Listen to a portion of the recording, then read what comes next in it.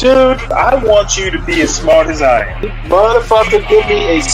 Dude, I want you to be as smart as I am. Motherfucker, give me a... Dude, I want you to be as smart as I am. Motherfucker, give me a...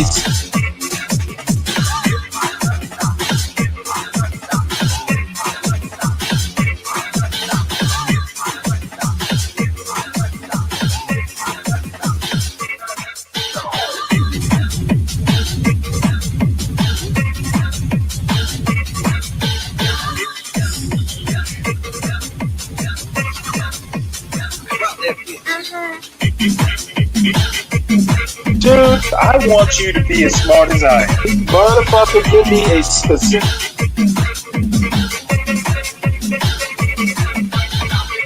Dude, I want you to be as smart as I am. Motherfucker...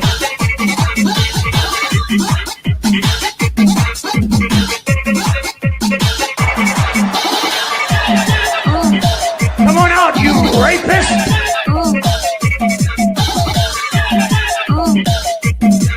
Dude, I want you to be as smart as I am.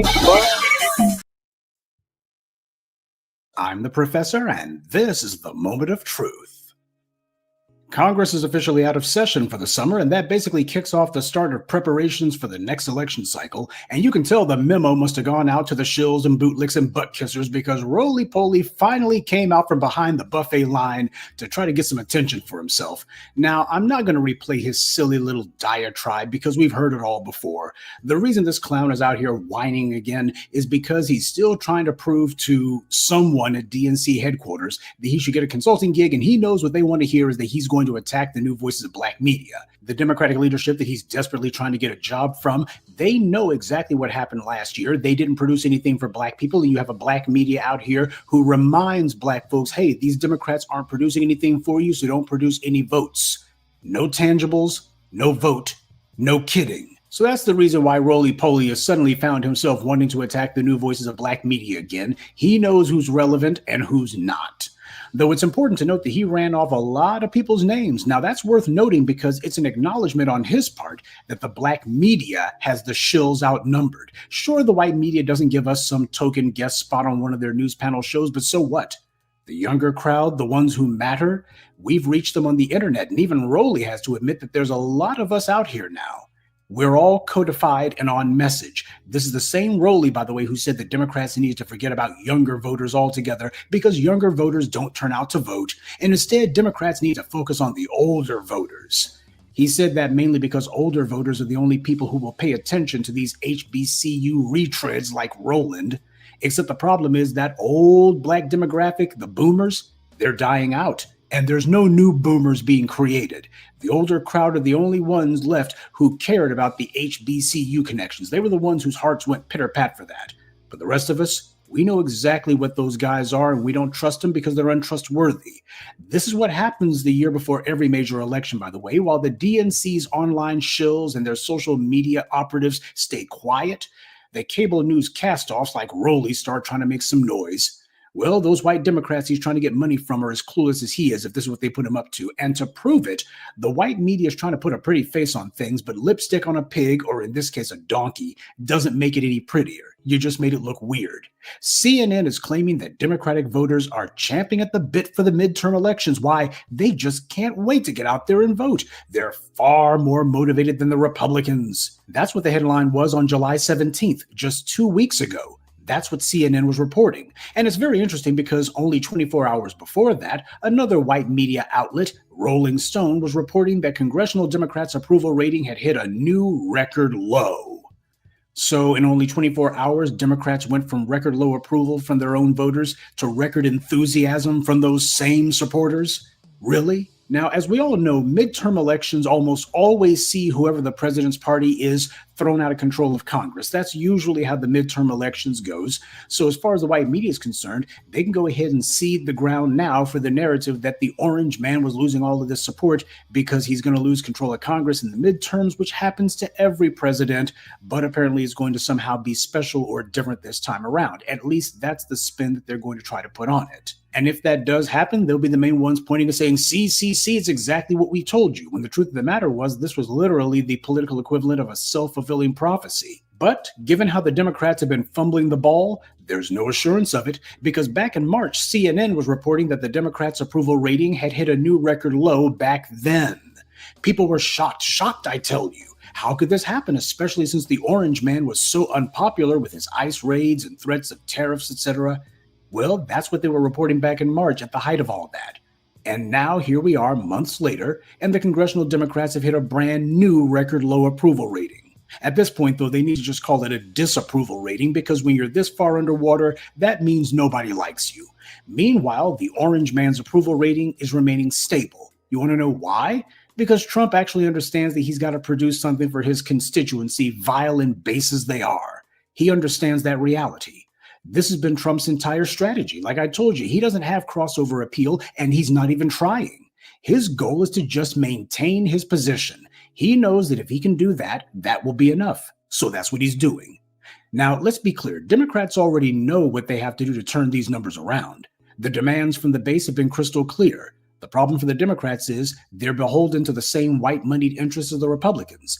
They have also gone on the record several times saying, we're not listening to the base. Oh, they're just a whole bunch of fringists and a bunch of lunatics. They're on the far edge. And what are their demands? Well, they're actually telling us we need to stand up to some of these institutional investors like the BlackRocks, Blackstones, Vanguards, and others. They're sitting here telling us that we're actually supposed to be taking a stand on issues that matter to them. That's really crazy. The Democrats have been the most shameless cheerleaders against their own voters. That's something that the Orange Man never does. Democrats are underwater. They know it. And what's their response? Send in the shills. Yeah, because that always works, doesn't it? And of course, all of this bad news is taking place on Hakeem Jeffries' watch.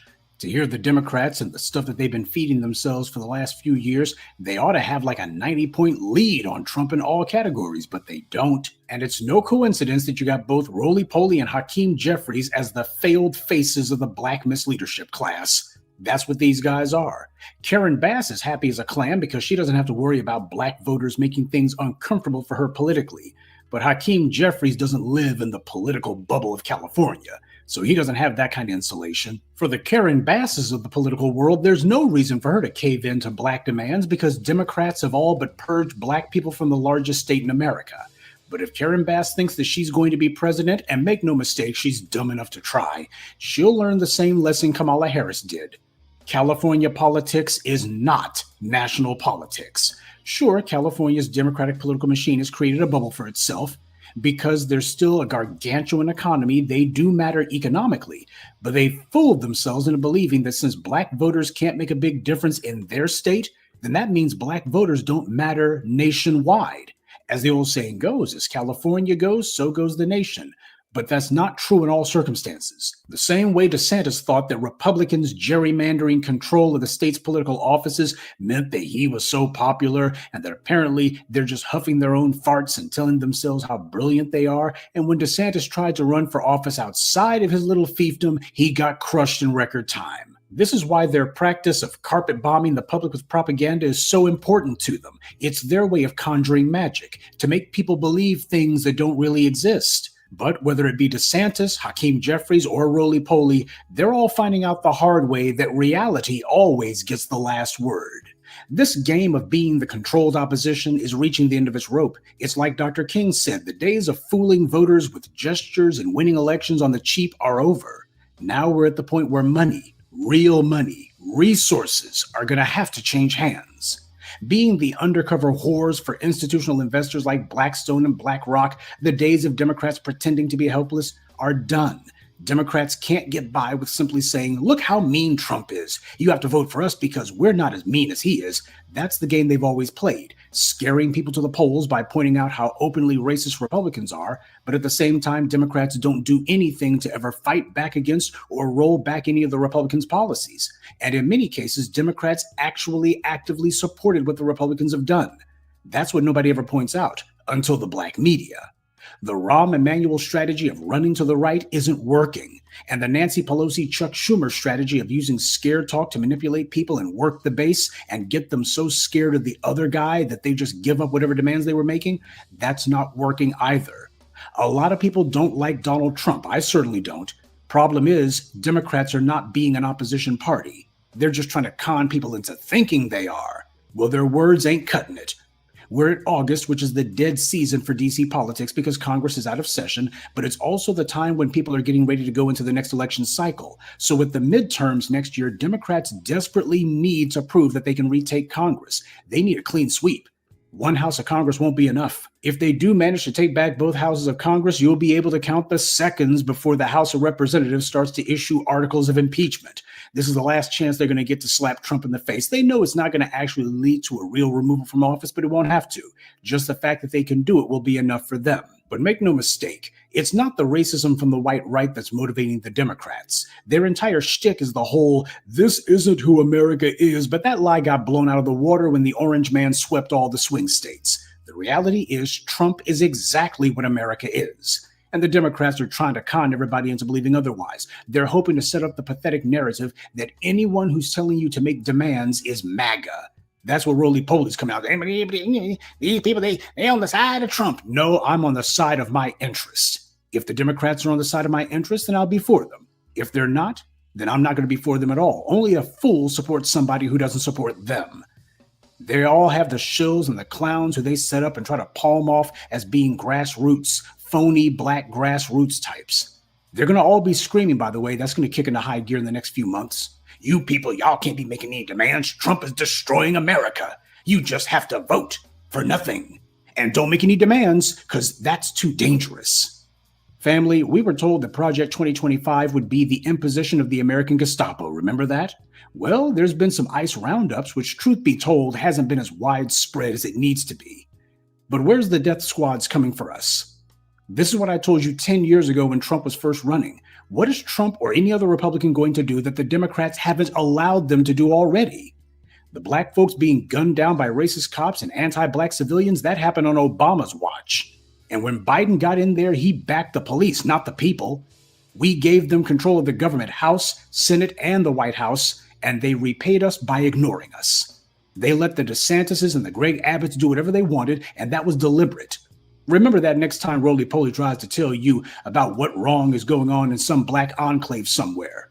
Democrats have had control of Congress and the White House multiple times in the last 10 years, and they sat on their doggone hands and let black folks be poisoned with the water in Flint. They're letting black folks be poisoned with the water in Mississippi, and they're letting black folks be gentrified from sea to shining sea, and they ain't said boo about it. They've sat back and done nothing while the Republicans attack us, and they do it as a way to try to scare us into voting for the Democrats. Like, well, we're not going to do anything against the Republicans because we need the black folks to just be attacked, and hopefully they'll take so many blows that they'll feel like, oh, we got to vote for the Democrats just to either shut up the DeSantises or at least to try to blunt the force of some of their assaults against us. That's what they've been doing.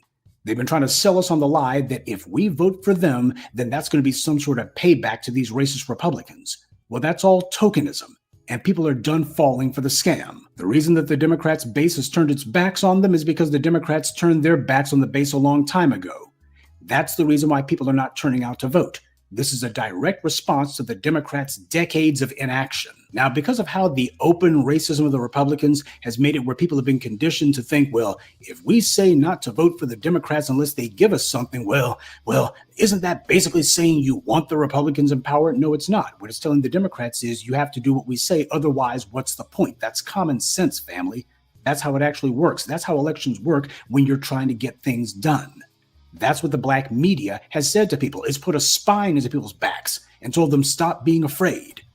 That's why they hate us. We're not controlled opposition because they can't control us. We're not beholden to them. We have no sentimental attachment to them, and they don't have any monetary control over us either. As Brother Khalid Muhammad said, I don't want a job from you. I don't want money from you. I don't want a contract from you. I don't even want contact with you. That's the black media, but it ain't roly-poly. He wants all those things. He wants, I want a job from you. I want some money from you.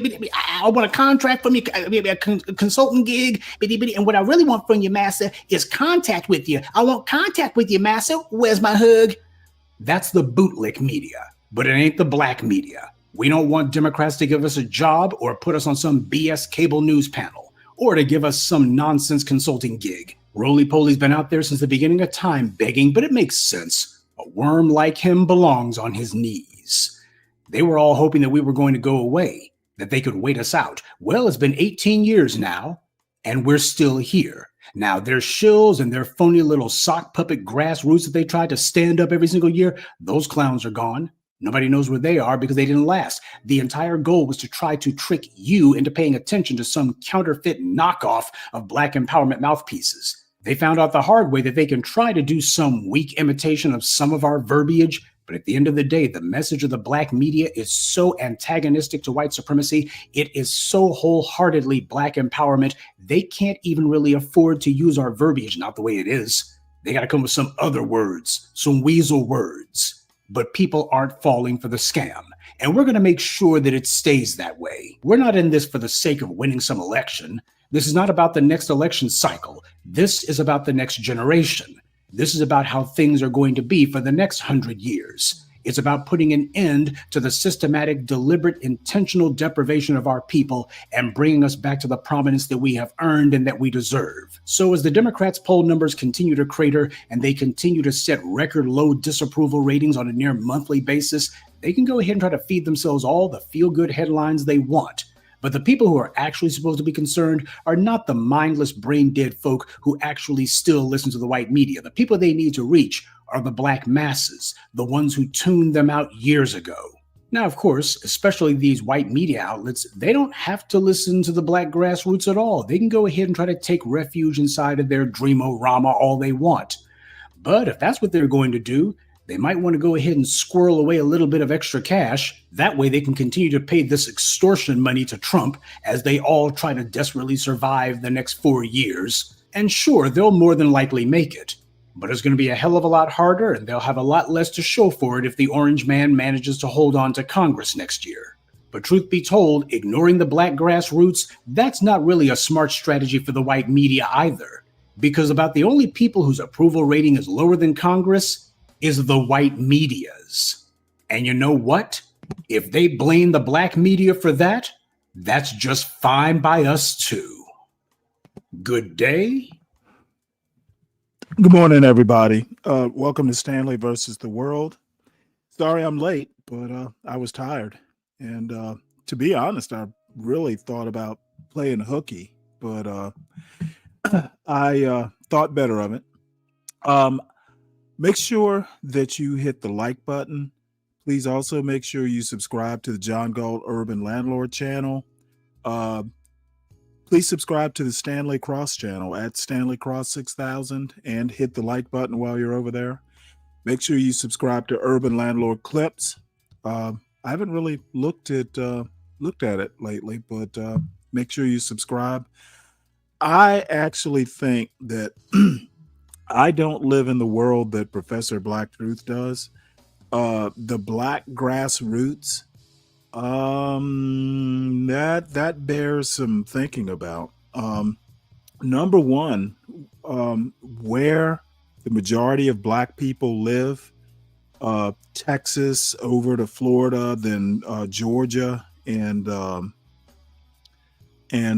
South Carolina, those are all Republican states. So, you know, if Black people have that much power, these would be red states. I'm not exactly sure where he's going with this, but I think that he overestimates the power of Black people, even in the Democratic Party. So he's entitled to his opinion, and he is right about the numbers. It's just how he's interpreting these numbers that are wrong. And also the other thing, Democrats' numbers hitting a record low multiple times, you can hate the Republicans and still not like the Democrats either. And, you know, just to note, Professor Black Truth's one of his main planks is reparations. And Democrats aren't going to go for reparations. Even Black Democrats, Wes Moore of Maryland, governor of Maryland, is the perfect example. I'm not exactly sure what world he lives in, but it's not the one I live in. So, what's up, 12th man? Hey, Stanley. Good morning. Good morning. So we I move probably on. won't bother you for long. Okay. So we're going to move into the Daily Trump. Hold on, let me grab my The glasses here. Daily Trump. Oh, yeah. You remember Are we back still when talking Biden was... about this guy? Which guy? Trump. Professor? Well, No, I'm kidding, Stanley. Go ahead. he does things to make us talk about him every day. So I actually watched before I came on air yesterday. I actually watched Trump leaving Scotland, and it was heartwarming to see him walking hand in hand with his two grandkids, or two of his grandkids. But we will go back to the Epstein stuff. Apparently, President says Of course. Epstein friendship. Well, he did a fairly long press conference on board Air Force One, and of course, Epstein came up. So, President says Epstein friendship ended over stolen worker, and I'm going to go through a few of these. Well, here's the deal. Trump basically says the friendship with Epstein ended because Epstein kept poaching Mar-a-Lago workers in 2005. Okay, I Right. don't exactly know why you need to talk. My thing is that President Trump, being friends with Epstein, he knew what these young females were being poached to do, and he did nothing about it. Okay, he wants to make this some sort of worker dispute. These girls were being poached and, quote, working for Epstein. Trump knew what was going on. So if I thought Trump had no class, now I think he has no morality. So Trump is digging himself a hole, and he's going to put himself at a point where even his base is going to have some problems supporting him like they do. And says right here, Epstein explanation. President Trump said he ended his relationship with Jeffrey Epstein because the financier had hired away, in quotes, spa attendants at Mar-a-Lago. They were spa attendants. The other thing that was interesting is Virginia Giuffre. I think that's how you pronounce her name. Why was she working in the spa at 14 years old? That's weird. Why do you want a 14-year-old girl working in a massage parlor, basically? Yeah. Jesus.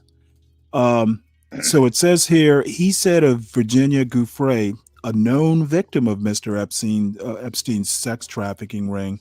I think she worked at the spa. I think so. I think that that was one of the people. He stole her. And by the way, she had no complaints about us, as you know, none whatsoever. Okay, bottom line is Trump knew what stolen away spa attendants were going to be doing for Epstein, and he did absolutely nothing about it. And, maybe the action was, hey, stop doing it. We're going to break our friendship. But dude, if the man is trafficking young girls, underage girls, you do more than say, hey, don't come to Mar-a-Lago. Dude, what kind of, you know what? Those who say nothing are complicit is what I have to say. So, and speaking of Epstein, well, Ghislaine Maxwell, convicted Jeffrey Epstein associate makes pitch to Supreme Court. Let me play this. And standing in front of, apparently she's in a Ralph Lauren store or something. Convicted Epstein co-conspirator Ghislaine Maxwell is now appealing to the Supreme Court just days after sitting down with the DOJ. Maxwell's legal team argues that the government has a, quote, obligation to honor a non-prosecution agreement with Jeffrey Epstein that they say protects her from any criminal charges. This comes after hours after President Trump maintained that he's allowed to pardon Maxwell, even though nobody's asked him about it. Take a listen. I wouldn't pardon it. But nobody's approached me with it. Nobody's asked me She's about it. complicit. Okay, I don't know why you're talking over this. And I did turn it down, but a lot of people in Palm Beach were invited to his island. In one of my very good moments, I turned it down. I didn't want to go to his island. Deputy Attorney General Todd Blanche met with Maxwell for 9 hours last week in Florida. Sources tell ABC News that she initiated the meetings and received limited immunity for the statements that she made. So for more on this, I want to bring in our congressional correspondent, Jay O'Brien, who covers Capitol Hill. And Jay, first, can you break down this appeal for us?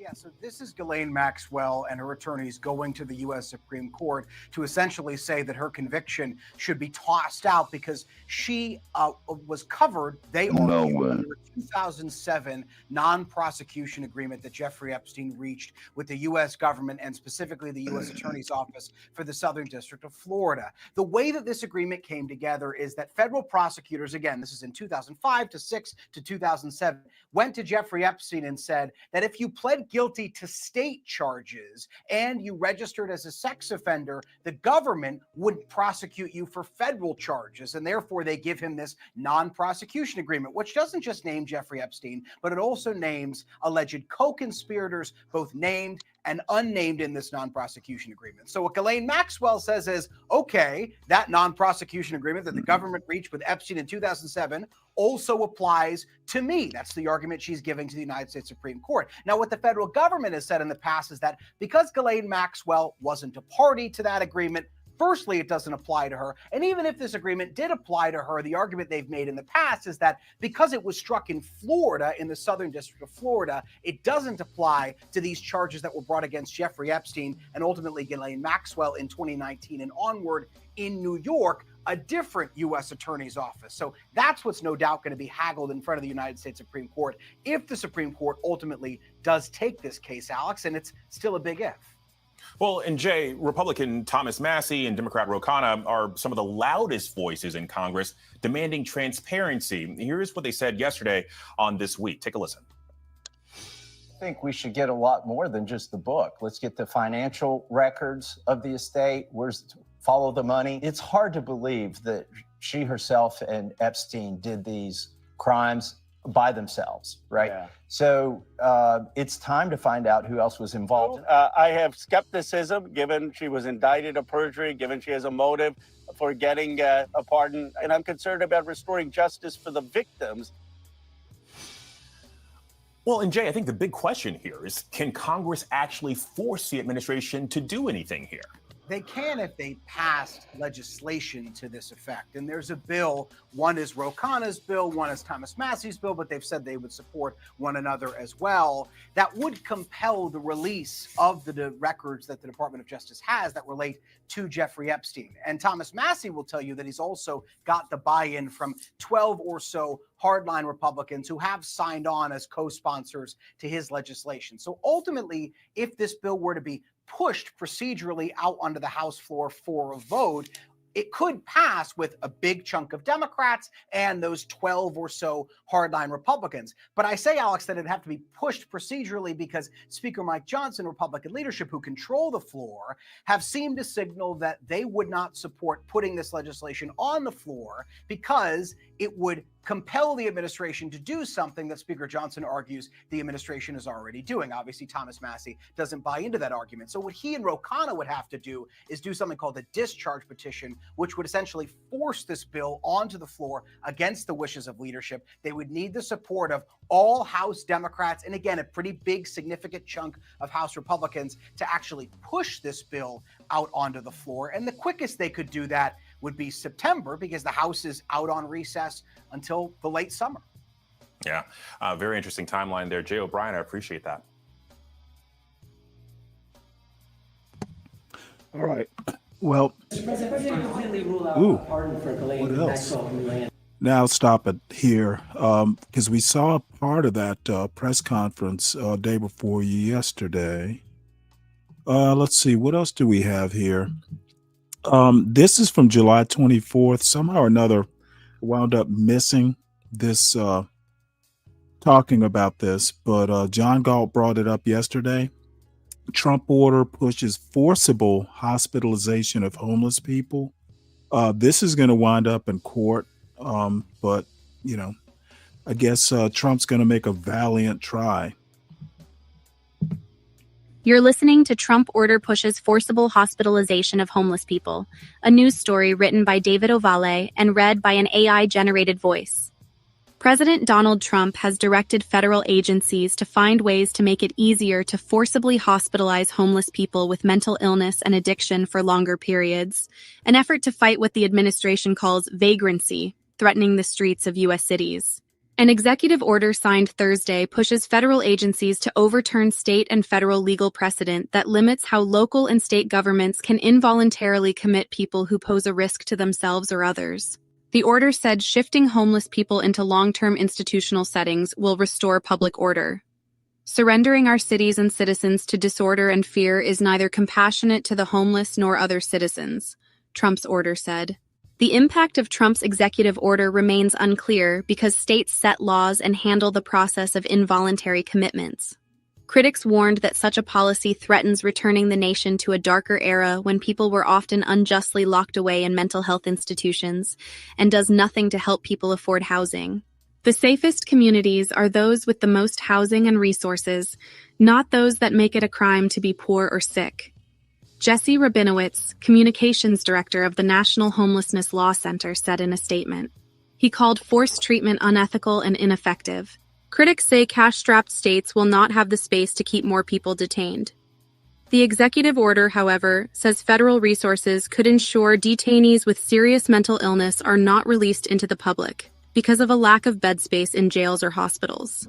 The order also instructs agencies to prioritize funding for mental health and drug courts, and to not fund harm reduction programs that the administration said facilitate illegal drug use. It also called for agencies to prioritize funding states and cities that to the maximum extent enforce laws on open-air drug use, prohibitions on urban camping, loitering, and squatting.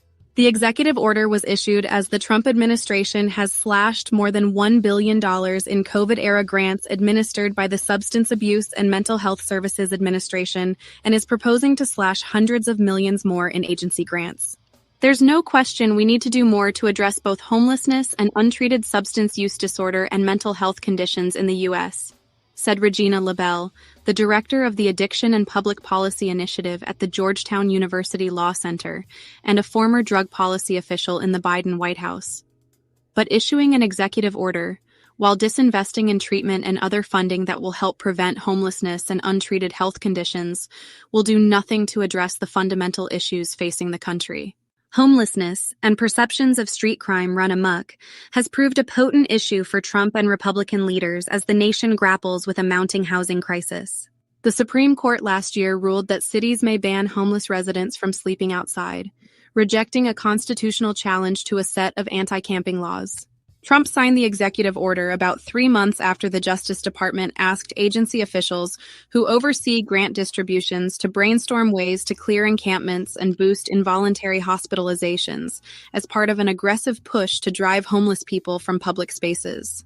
Dozens of states have added to or expanded involuntary commitment laws during the past decade. That includes states controlled by Democrats, an illustration that political momentum has shifted toward a more aggressive approach to dealing with the inextricably intertwined crises of mental health and addiction. Oregon state lawmakers, after years of contentious debate and failed attempts, are pushing forward with a bill that would make it easier to force someone who is a danger to themselves or others into treatment. In California, a law went into effect this year, expanding the criteria for who is eligible for involuntary commitments to include those suffering from substance use disorders. Governor Gavin Newsom, Democrat, a potential 2028 presidential candidate who is often criticized by Trump on the issue of public safety, said the law would ensure no one falls through the cracks, and that people get the help they need and the respect they deserve. In New York, state lawmakers this year cemented earlier state guidance that allowed first responders to involuntarily commit people with severe mental illnesses who cannot meet their own basic needs, such as obtaining medical care, shelter, or food. The law was pushed by Governor Kathy Hochul, Democrat, who has faced criticism regarding public safety against the backdrop of high-profile acts of violence involving mentally ill people in New York City, and a push by Mayor Eric Adams for more forced commitments. While there may be an uptick in police officers transporting people to the hospital, it is doubtful that significantly more people will actually be admitted for forced treatment. A former Assistant Secretary for Human Services and Mental Hygiene under. Yes, sir. Could you, I just wanted to offer some historical context to all this because it was Jimmy Carter and Ronald Reagan that cut mental health services, and why we don't have large institutions for sick people anymore. The ones that aren't supposed to be in society or whatever. And your family used to be able to commit someone in your family if they were just Looney Tune batshit crazy, but all that went out the window with the Supreme Court decision that said you basically can't hold sick people indefinitely. Like they have rights to, right? Well, of course they do. And I think that this, I'll even give Trump a little bit of credit, at doing something. But once again, the intent or the goal is good. The method is bad. Okay. This big, beautiful bill is actually going to be closing down some of these rural hospitals.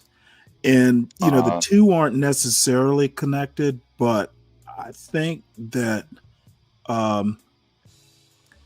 some of these facilities could probably be used. If you're going to force people into treatment facilities, it just doesn't seem, smart to close down some rural hospital. I don't see a whole lot of homeless, say, out where I live. They tend to congregate over in Atlanta under bridges and stuff like that.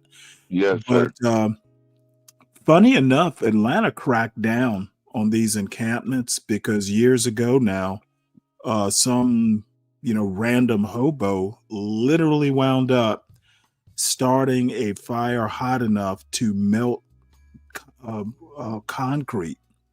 They literally had to he basically caused a bridge collapse. So they basically, it's years ago. I'll see if I think about it. I'll see, can I find that story?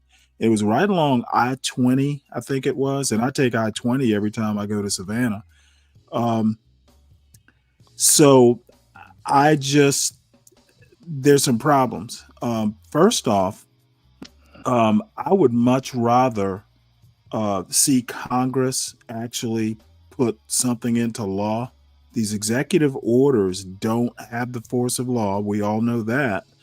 And the other thing is President Trump just got tired of seeing people camping out in Lafayette Square. So he could basically see them from the White House, and he just didn't think it was proper.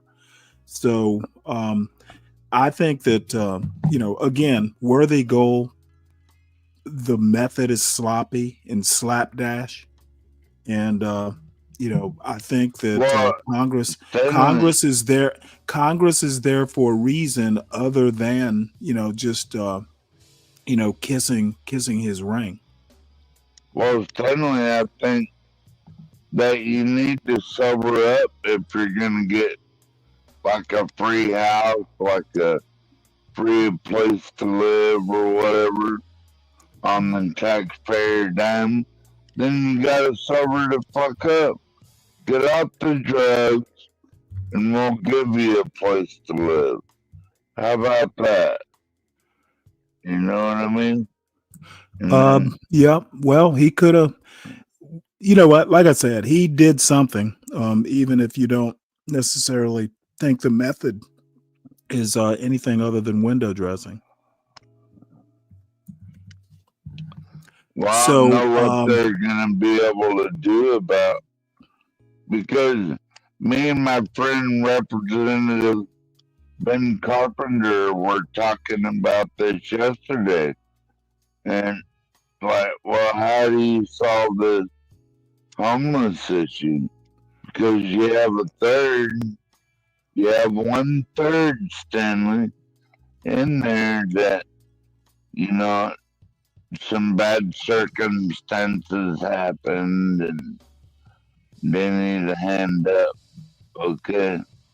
right. Well, I guess Trump's helping hand. I guess Trump's helping hand is going to force them into mental health facilities. And then you have another third of the homeless population. They're just belligerent. They want to be homeless, drunks, and drug addicts or whatever, Stanley. And then you have another third of the population.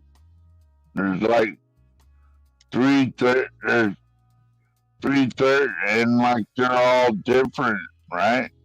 You have a third of the population that's just mentally fucked up. They can't take care of themselves or for whatever reason. And then you have a third that just happen to be down on their luck. And then you have a third that just basically flip off society.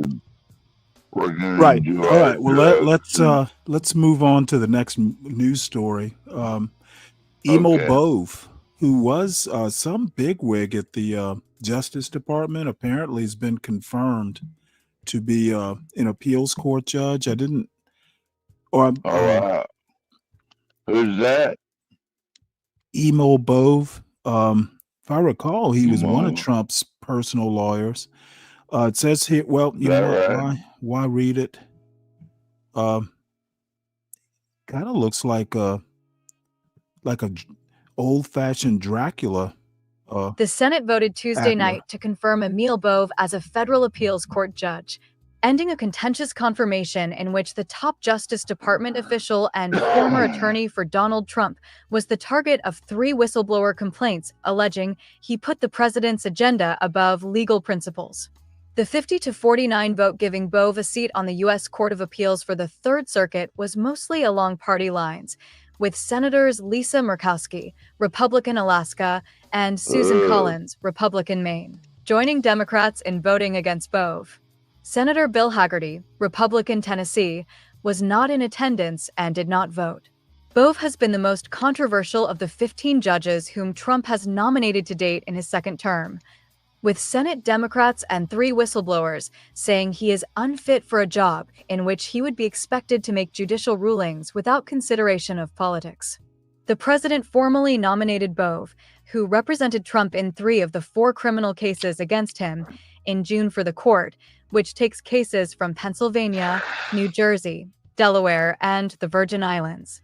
His nomination had been on a faster timeline than most, and Democrats complained that the speedy process did not allow for ample debate, walking out of a hearing on his nomination because Republicans would not allow more discussion. Hundreds of former prosecutors wrote a letter urging the Senate to reject Bove's nomination, calling him the worst conceivable nominee. Bove has played a central role in the Trump administration's efforts to fire career prosecutors and in crafting its legal strategy on immigration.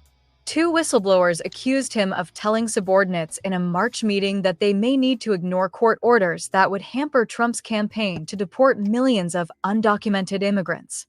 One of them, Erez Reuveni, who was fired from the Justice Department in April, went public with his account. A third whistleblower shared evidence with lawmakers that Bove misled them during his confirmation hearing last month about his handling of the dismissal of public corruption charges against New York Mayor Eric Adams, which led to the ouster of prosecutors in the U.S. Attorney's Office in the Southern District of New York and the Justice Department's Public Integrity Section. Aides to Senator Chuck Grassley, Republican Iowa, the chairman of the Senate Judiciary Committee, met with the third whistleblower's lawyers Monday to review the allegations. Since it seems very likely Mr. Bove lied to senators, he never should become a federal judge, Senate Minority Leader Charles E. Schumer, Democrat New York, said after the vote, calling it a dark day. Bove's record convinced Collins that she should not support him. Mr. Bove's political profile and some of the actions he has taken in his leadership roles at the Department of Justice cause me to conclude he would not serve as an impartial jurist, Collins said in a statement. Other Republicans were not persuaded. Senator Tom Tillis, Republican North Carolina, helped to sink Ed Martin, Trump's nominee to be U.S. Attorney for D.C., because of Martin's support for the pro-Trump rioters who attacked the U.S. Capitol on January 6, 2021. But Tillis said he was not persuaded by the accusations against Bove and faulted the third whistleblower for not sharing evidence with the committee earlier. If I get any recommendation to move forward and speak to a whistleblower, then I'd be open to that, Tillis told reporters before the vote. But I'm not going to do it as a one-off. I think that we have to follow the committee process and make sure that whistleblower has at least attempted to reach out and have a meeting with the committee staff or the chair. Liz Goodwin contributed to this report. SKC, I thought I read somewhere that Emo Bove actually has Supreme Court ambitions. So we shall see. I would like to see Thomas and Alito go, especially Alito. Alito's a fucking maniac. That dude needs retirement so he can hang out with the grandkids or something. So next story, Pamela Bondi has filed a complaint against alleging misconduct by James Boasberg. He's the one who gave Trump fits with Abrego Garcia. So this is going to be interesting. And how often does an actual U.S. Attorney General file complaints against federal judges?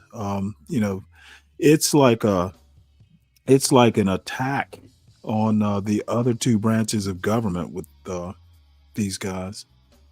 Bondi DOJ files complaint alleging misconduct by federal judge James Boasberg.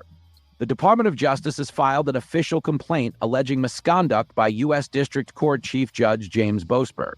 Fox News has reviewed the complaint, which was written by Attorney General Pam Bondi's Chief of Staff Chad Mazzell and addressed to the Chief Judge of the United States Court of Appeals for the District of Columbia Circuit, Sri Srinivasan.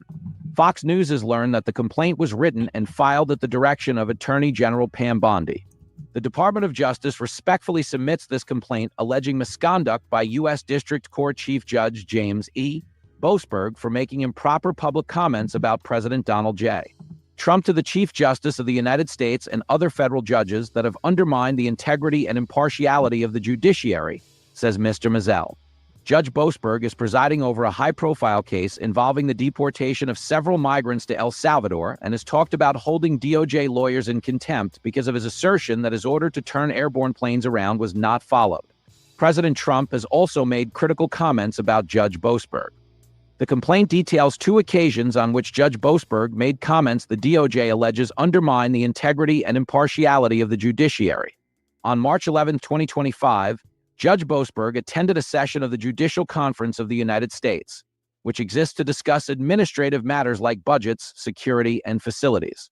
While there, Judge Boasberg attempted to improperly influence Chief Justice Roberts and roughly 24 other federal judges by straying from the traditional topics to express his belief that the Trump administration would disregard rulings of federal courts and trigger a constitutional crisis. Although his comments would be inappropriate even if they had some basis, they were even worse because Judge Boasberg had no basis. the Trump administration has always complied with all court orders. Nor did Judge Boasberg identify any purported violations of court orders to justify his unprecedented predictions. Within days of those statements, Judge Boasberg began acting on his preconceived belief that the Trump administration would not follow court orders. First, although he lacked authority to do so, he issued a temporary restraining order preventing the government from removing violent Tren de Aragua terrorists, which the Supreme Court summarily vacated. Taken together, Judge Boasberg's words and deeds violate canons of the Code of Conduct for United States judges and erode public confidence in judicial neutrality and warrant a formal investigation. The DOJ is asking Chief Judge Srinivasan to refer the complaint to a special investigative committee, as an inquiry is essential to determine whether Judge Boasberg's conduct constitutes conduct prejudicial to the effective and expeditious administration of the business of the courts. The complaint also asks that Judge Boasberg be taken off the case involving Venezuelan migrants who were deported to El Salvador to prevent further erosion of public confidence while the investigation proceeds. The case in question is JG v. Trump. This is the second time the Bondi DOJ has filed an official complaint against a federal judge. In late February, the DOJ filed a complaint about U.S. District Judge Ana Reyes concerning what the DOJ calls Judge Reyes' misconduct during the proceedings in Nicholas Talbot et al. V. Donald J. Trump et al., which is a case brought by two LGBTQ groups challenging the Trump administration's executive orders barring transgender individuals from serving in the U.S. military. Yeah, good luck with that, AG Bondi. So here's another story about the band of fuck-ups that we call the Trump cabinet. Pete Hegseth's team lashes out at Pentagon's internal Signalgate review. Dude, they got caught red-handed, and this dude, he would do better just to let it go, but he's not that bright. Hola, bienvenidos a IKEA. Esa cara la conozco. Se están preparando para la uni, ¿cierto? Hola. Ay, sí, y hasta ahora no hemos encontrado un mueble que le guste a mi hijo y a mi bolso. The remarks appeared in a written statement by Pentagon spokesman Sean Parnell, who also acknowledged for the first time publicly that Hegseth has provided a statement to the Defense Department Inspector General's team that makes clear his belief that this entire exercise is a sham, conducted in bad faith and with extreme bias. The choice of words, witch hunt, borrows from language invoked by President Donald Trump when his actions have faced scrutiny and appears to be a preemptive strike designed to undermine the review's legitimacy even before the Inspector General's findings are released publicly. That could happen within weeks. The Inspector General review, requested on a bipartisan basis by Senators Roger Wicker, Republican Mississippi, Chairman of the Senate Armed Services Committee, and Jack Reed, Rhode Island, the committee's top Democrat, is expected to dissect the degree to which Hegseth and his team followed Defense Department policy while using unclassified commercial messaging applications, especially Signal, for official business.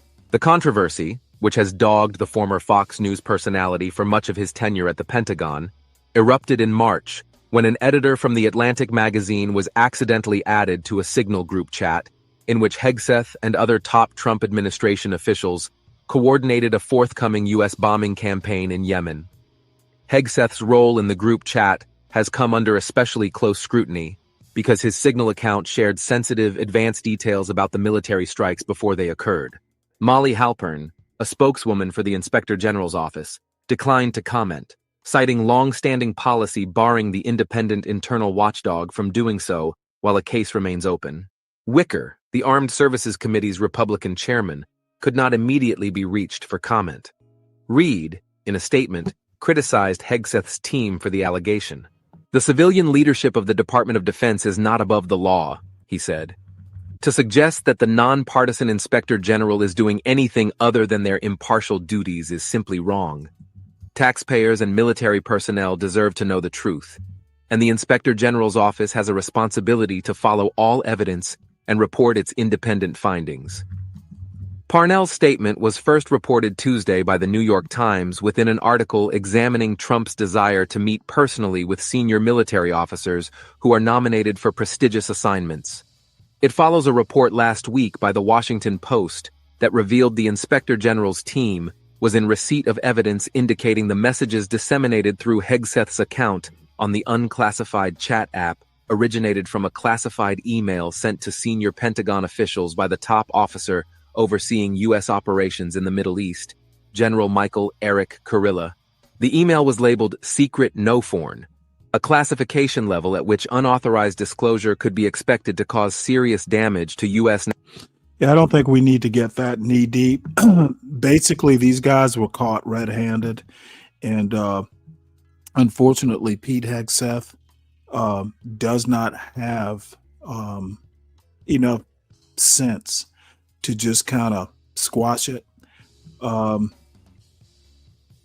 If Trump has not fired him yet over this, he'll be fine. So this is from the Washington Examiner. White House hopes positive GDP report will placate recession panicans. That's never heard that word before. Says here, President Donald Trump is hoping highly anticipated economic data, particularly Wednesday's second quarter economic growth report, will placate recession panicans after the president upended the economy with his tariff and trade policies. Now, this is the Examiner using the term upend.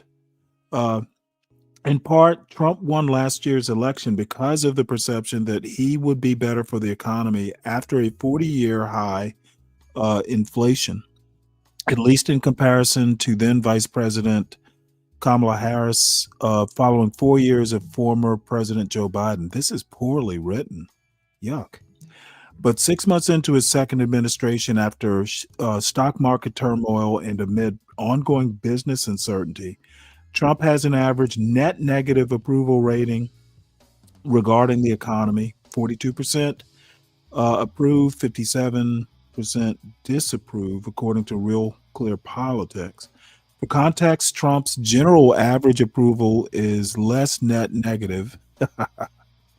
It 46 approve, 51 disapprove.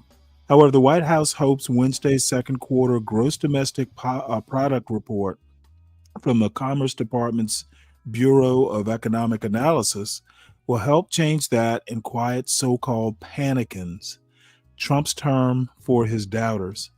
That is because the GDP report is expected to find that the economy expanded at an annual rate of between 2 and 3% during the second quarter of the year, contrast to contracting by 0.5% during the first 3 months of 2024. Well, look, there's a whole lot less back and forth. You know, today you have a tariff, tomorrow we're going to delay the tariff. Trump at least had sense enough at some point to stop rubber banding, you know, these tariffs. I'm going to say that, you know, the economy could have expanded, or the GDP number could be higher had he not been, you know, a taco in that first quarter. So good for him. He had some growth. Let's hope he can continue it. So, and you know what? While I'm here, I might as well, if this is the story I think it is, let's play this story. Because I was going to talk about it later, but they may be talking about it now. 20 and 25%. Yeah, I think so. President Trump said India could face new tariffs under a new trade deal. India's been a good friend, but India has charged basically more tariffs than almost any other country. You know that, right? Over the years. However, he also said the deal is not finalized, leaving the door open for further negotiations. If imposed, the rate would be similar to the 26% tariff Trump rolled out for India in April on Liberation Day that has since been paused. The U.S. is working to finalize trade deals with top trading partners ahead of the August 1st deadline for Trump to implement his Liberation Day tariffs. Preliminary agreements have been reached with the European Union, the United Kingdom, and Japan, among others, but not India as of yet. India historically has implemented high tariffs on trading partners. For example, earlier this year, it agreed to slash import duties on American bourbon, but only from 150% to 100%. Trump said things will have to change now that he's in office. All right. Well, I kind of like the way the Washington Examiner does all these videos. We may have to explore that more. So let's see here. And let's go here. And I know that SKC is champing at the bit to hear about this. U.S. economy grew in second quarter as tariffs scrambled data. U.S. economy grew in second quarter as tariffs scrambled data. This article is by Ben Castleman and read by an automated voice. Economic growth softened in the first half of the year as tariffs and uncertainty upended business plans and scrambled consumer spending decisions. The disruptions extended to the economic data itself. Gross domestic product, adjusted for inflation, increased at a 3% annual rate in the second quarter, the Commerce Department said on Wednesday. On the surface, that appeared to represent a strong rebound from the first 3 months of the year, when output contracted at a 0.5% rate. But both those figures were skewed in opposite directions by big swings in trade and inventories caused by President Trump's ever-shifting tariff policies. Taken as a whole, the data from the first 6 months of the year tell a more consistent story of anemic, though positive, economic growth. Many forecasters expect a further deterioration in the months ahead as tariffs work their way through supply chains, federal job cuts filter through the economy, and stricter immigration policies take a toll on industries that rely on foreign-born workers. We don't think we've seen the full effects from tariffs yet, said Michael Gapin, chief U.S. economist from Morgan Stanley. I don't see how we power through without a soft patch, at least for a little while. But the economy has repeatedly defied such gloomy predictions in recent years, and some forecasters believe it could do so again. Unemployment remains low, measures of consumer confidence have rebounded, and tariffs have so far done little to push up prices overall. The tax and spending bill passed by Congress this month could also provide a short-term boost to economic activity, although many budget experts have warned that it could pose a long-term risk by adding trillions to the federal debt. We're going to look back and either say, wow, the economy was super resilient and these things didn't matter as much as we thought they would, or we're going to say, yeah, you could kind of feel it was weakening, said Louise Shiner, an economist at the Brookings Institution. I think we just don't know. Officials at the Federal Reserve will be weighing those dueling narratives at their meeting on Wednesday. They are widely expected to hold interest rates steady, but a flood of economic data this week could help decide whether and when they will cut rates again. The data released on Wednesday showed that consumer spending grew at a 1.4% annual rate in the second quarter. That was a modest acceleration from the 0.5% rate in the beginning of the year, but was well below the 2.8% growth in spending in 2024. The second quarter figures are preliminary and will be revised at least twice in coming months as more complete data becomes available. Those revisions can be significant. Many economists initially dismissed the contraction in GDP in the first quarter because consumer spending was solid and measures of underlying growth were strong. But subsequent updates made the first quarter look significantly weaker than the preliminary data had suggested. Yeah, I look forward to that. Biden left Trump with a pretty good economy. So he'll have to do his worst to reverse it completely. But we still have half a year left. So this next story, I know SKC is going to love. Global economy is weathering Trump's tariff assault, IMF says. You're listening to Global Economy is Weathering Trump's Tariff Assault, IMF says, a news story written by David J. Lynch and read by an AI-generated voice. The global economy has shrugged off President Donald Trump's trade policy revolution and is growing faster than expected, the International Monetary Fund said in a new report. Global output will expand at an annual rate of 3% this year and 3.1% in 2026, up from the 2.8% and 3% rates predicted in April, the fund said. In the United States, the outlook is a bit brighter as well. The economy this year is expected to grow at an annual rate of 1.9%, a tick above the April forecast, and reach 2% in 2026, better than the 1.7% predicted 3 months ago. The updated assessment represents an about-face from the fund's April World Economic Outlook, which predicted a significant slowdown. Trade war costs were lower than expected this spring because major importers accelerated shipments of foreign products to take delivery before tariffs hit, and the president's steepest tariffs were never implemented. Improving global financial conditions and increased government spending in the United States, Germany, and China also boosted activity. This resilience is welcome, but it is also tenuous. While the trade shock could turn out to be less severe than initially feared, it is still sizable, and evidence is mounting that it is hurting the global economy, said Pierre-Olivier Gourinchas, the IMF's chief economist. The IMF analysis amounted to a verdict of so far so good on the global economy's performance amid the U.S. embrace of the highest tariffs since the 1930s. Still, the full effect of increased U.S. tariffs has yet to be felt. The global economy is growing slower than in 2024 and trails its pre-pandemic average of 3.7%. The global outlook also remains shadowed by geopolitical tensions in Europe and the Middle East, as well as concerns over the swollen U.S. government budget deficit, the IMF said. Other analysts are more gloomy. Goldman Sachs economists said last week that global activity was approaching stall speed. Tariff effects on the U.S. economy, the world's largest, will become more noticeable as companies replenish their exhausted inventories with higher-priced imports, Goldman said. Treasury Secretary Scott Bessent has played down the link between Trump's trade policy and retail prices, telling Bloomberg News last week, "Thus far, we've seen very little, if any, price pressures from the tariffs. Consumer prices rose in June at an annualized rate of 2.7%, up from an annualized 2.4% in May," the government reported this month.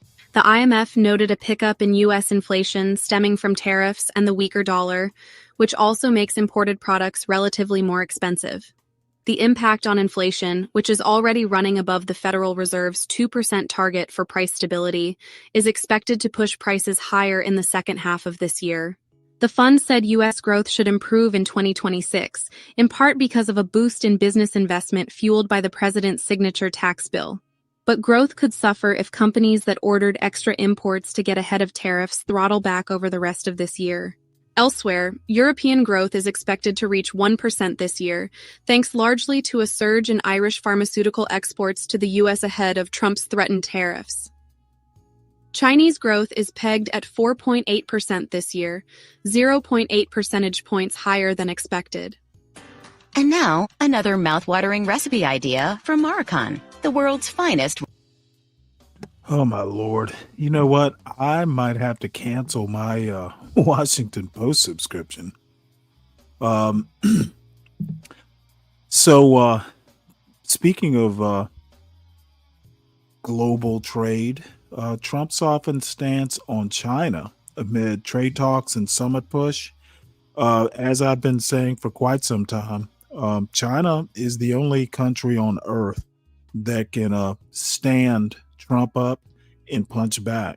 So we're not going to listen to the whole article because it's kind of longish, but I want to make sure folks know that China doesn't have to play by Trump's rules. Hola, bienvenidos IKEA. Esa cara la conozco. Se están preparando para la uni, ¿cierto? Hola. Ay, sí. Y hasta ahora no hemos encontrado un mueble que le guste a mi hijo y a mi bolsillo.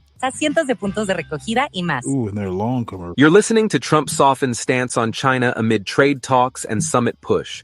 A news story written by Ellen Nakashima and Noah Robertson and read by an AI-generated voice. The Trump administration has softened its approach to Beijing amid high-stakes trade talks this week, and in advance of a potential fall summit between President Donald Trump and Chinese President Xi Jinping. The moves include dissuading Taiwan's leader from making planned stopovers in the United States next month, postponing a meeting between Taipei's defense minister and top Pentagon leaders in June, and pausing new export controls on China, according to more than a dozen current and former U.S. officials and other people familiar with the actions. Critics of the nascent détente, including both Republicans and Democrats, have warned that the recent moves could undermine U.S. national security and impact regional alliances. Their concern is that Trump's desire to strike a trade deal with China is sidelining administration efforts to more forcefully compete with Beijing economically, technologically, and militarily. China is aggressively seeking to displace the U.S. and its Western allies in emerging technologies such as AI and quantum computing, which it sees as the key to accelerating its military modernization and global economic dominance. The president cares more about American businesses getting access to China's market than he seems to about national security concerns with Beijing, said Michael Sobolik, a senior fellow at the Hudson Institute. The trip by Taiwan President Lai Ching-te, which was tentatively slated for early August to include stops in Dallas and New York City on a visit to diplomatic allies in Latin America, was pulled down after the Trump administration tried to change the itinerary, according to 3 people familiar with the matter, who, like others, spoke on the condition of anonymity to avoid retaliation. One person said the administration sought to have Lai avoid major cities and limit public engagement. They didn't say absolutely no, but they put so many restrictions on the stopovers that it was clear they didn't want it, a second person said. Beijing, which claims Taiwan as its own and views any U.S. engagement with Taiwanese officials as a provocation, had intensely lobbied the administration and China experts in Washington to discourage the visit. Asked for comment, Taiwan's unofficial embassy in Washington pointed to an earlier statement from Lai's office that the president currently has no plans for overseas visits in the near future. The cancellation of Lai's trip after pressure from the Trump administration was first reported by the Financial Times. These concessions send a dangerous signal that America's approach to Taiwan is negotiable, said Eli Ratner, a former senior defense official in the Biden administration. That will only lead to more Chinese pressure and coercion. For Beijing, the hunger will grow with the eating. The latest round of trade talks in Stockholm concluded Tuesday with Treasury Secretary Scott Bessent saying the president would have to decide whether to extend a trade truce between the two countries. President Trump has publicly discussed his desire for a constructive relationship with China, who is sending rare earth magnets to the United States, White House spokeswoman Anna Kelly said in a statement. He is focused on advancing American interests, such as leveling the playing field for American industries and getting China to stop the flow of fentanyl into our country. Lai isn't the first senior Taiwanese official to see his U.S. trip canceled this year. Taiwanese Minister of National Defense Wellington Koo was scheduled to visit Washington in June for high-level meetings with Pentagon officials, including Policy Chief Elbridge Colby, according to 2 other people familiar with the situation.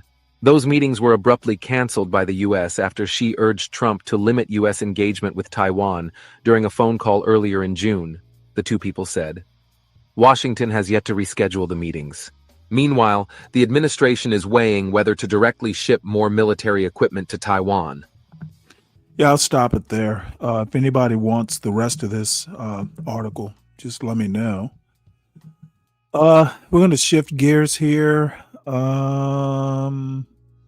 Supreme Court temporarily pauses rollbacks to Voting Rights Act. This kind of surprises me. You know what? I thought I had a subscription to Axios. Well, let's see. It says here the Supreme Court paused a lower court's ruling that would have weakened the Voting Rights Act on Thursday morning. Native American groups that brought the suit a temporary win. Okay, well, I understand why. These are Native American groups, and Gorsuch has a thing for Native American groups. So I was thinking I'd get a longer article. I thought I had a subscription to Axios. This story is kind of near and dear to my heart. I used to have a friend of mine whose brother was a transportation lawyer for Norfolk Southern. And when I lived in Norfolk, you know, the Norfolk Southern Railroad was right downtown. Um, so looks like Union Pacific to buy Norfolk Southern, and the merger could create the United States' first coast-to-coast rail network. That is kind of surprising. I mean, rail has been around for quite some time. Union Pacific to buy Norfolk Southern in $85 billion railroad deal. This article is by Peter Evis and read by an automated voice. Union Pacific, a freight rail giant, announced on Tuesday that it had reached an agreement to acquire Norfolk Southern, another large railroad, in a deal worth $85 billion. The merger would create the United States' first coast-to-coast rail network and span some 50,000 miles across 43 states. But the deal would put around 2/5 of rail freight in the hands of one company, raising fears that it would reduce competition in a crucial industry. Union Pacific, which operates west of the Mississippi River, and Norfolk Southern, whose tracks are mostly east of it, said the combined company would deliver freight faster by eliminating the need to switch railroads and opening new routes. This is a great merger for America. It opens up more options for shippers, Jim Vena, chief executive of Union Pacific, said in an interview, referring to the companies that transport goods over rail. Union Pacific is offering cash and stock to buy Norfolk Southern for $72 billion. Adding Norfolk Southern's debt takes the company's enterprise value to over $85 billion. It will make the railroads more efficient, said Tony Hatch, a veteran rail analyst at ABH Consulting, and it adds reliability, which is the biggest rail issue. The combined company will be called Union Pacific and have over 50,000 employees, 4/5 of them belonging to unions. On Tuesday, rail unions expressed concern that the merger might undermine safety on the combined railroad and threaten job security. This proposed merger may look impressive on paper, but we've seen how consolidation often plays out in the real world, Mike Baldwin, president of the Brotherhood of Railroad Signalmen, a rail union, said in a statement. Mr. Vena said Union Pacific and Norfolk Southern had strong safety records and disputed that the merger might lead to a less safe railroad. In an interview on Tuesday, Mark George, chief executive of Norfolk Southern, said he believed the unions would support the merger when they saw that it would increase hiring. By coming together, we're going to be able to get on a growth trajectory again, and that means more jobs, he said. The merger announcement comes 2.5 years after a Norfolk Southern train carrying hazardous materials derailed in East Palestine, Ohio, upending life in the town for months. Mr. George said the remaining financial liabilities stemming from the accident would become the responsibility of the merged company. The Surface Transportation Board, a federal rail regulator, will have to review Union Pacific and Norfolk Southern's merger proposal to assess its impact on competition in an industry already dominated by a small number of companies. Lawmakers are already expressing skepticism about the deal. In a letter sent on Tuesday to the Transportation Board, Senators Tammy Baldwin, Democrat of Wisconsin, and Roger Marshall, Republican of Kansas, said they were concerned that the deal would increase costs, create more unreliable service for U.S. shippers, and reduce overall competition in a market where the number of carriers has diminished since 1950. Because Union Pacific and Norfolk Southern do not operate in each other's regions, the tie-up would not reduce choice between railroads in those areas. Still, the companies together accounted for 43% of all rail freight movements last year, according to an analysis of regulatory carload data by Jason Miller, a professor of supply chain management at Michigan State University. Union Pacific and Norfolk Southern are most likely betting that the Trump administration, already pushing deregulation in the rail industry, will approve the deal. On Tuesday, the companies said they hope to complete the merger in early 2027. Over the years, freight rail has lost business to trucking companies. Customers have chosen trucks, even though they are more expensive, because they are quicker and more reliable. One of the big problems is that rail freight moving across the country has to be switched from one railroad to another in places like Chicago, where bottlenecks occur. Mr. Vena said the merged railroad would be able to build trains at origin that didn't have to stop in Chicago. Still, the two railroads' customers, large companies that ship coal, cars, chemicals, and shipping containers filled with consumer goods, will be concerned that the combined company will use its power to charge higher rates. The merger would cut the number of major freight railroads in the United States to 5 from 6. Most of the freight, however, is carried by just 4 companies: Union Pacific, Norfolk Southern, CSX, and Berkshire Hathaway's BNSF. If BNSF and CSX were to also combine, as some analysts expect, nearly 90% of rail freight would be in the hands of 2 companies. A spokeswoman for BNSF declined to comment, but pointed to Warren E. Buffett's denial last week that Berkshire had hired bankers from Goldman Sachs to assess a deal with CSX. On a call with analysts last week, CSX's chief executive, Joseph Hinrichs, declined to comment on merger speculation. The Surface Transportation Board can require that Union Pacific and Norfolk Southern take actions aimed at limiting their influence, like giving competitors the right to run trains on their merged network. Mr. Vina noted on Tuesday that Union Pacific has a track-sharing arrangement with BNSF in the Northwest. Under its rules, the Transportation Board will assess not just whether the merger upholds competition, but whether the merger enhances it, a potentially demanding standard. The board is currently split between 2 Democratic appointees and 2 Republicans. A 5th board member, to be appointed by President Trump, may not be installed for many months. Mr. Vina said he expected the Transportation Board to agree to the merger after assessing whether the deal was good for customers. They'll approve this, we're very confident of this, or we wouldn't have taken this step, he said. And some logistics experts said the threat to competition from rail mergers might not be as serious as it looked. Mr. Miller, the supply chain professor, said that even if the 4 largest railroads became 2, they would still face serious competition from trucking, particularly for goods moved in containers. They wouldn't have much pricing power, he said. The merger would be a milestone in American railroading history. George J. Gould, a powerful businessman, came close to creating a coast-to-coast railroad early in the last century, but the effort fell apart in the 1907 financial panic. Amtrak runs coast to coast, but not all the way on its own tracks. Norfolk Southern's stock fell 3% on Tuesday, and Union Pacific's was down 2.4%. Huh, that's interesting.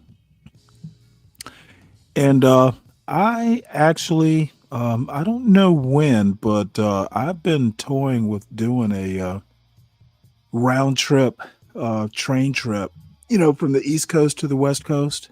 I've always had a thing for trains since I was a kid.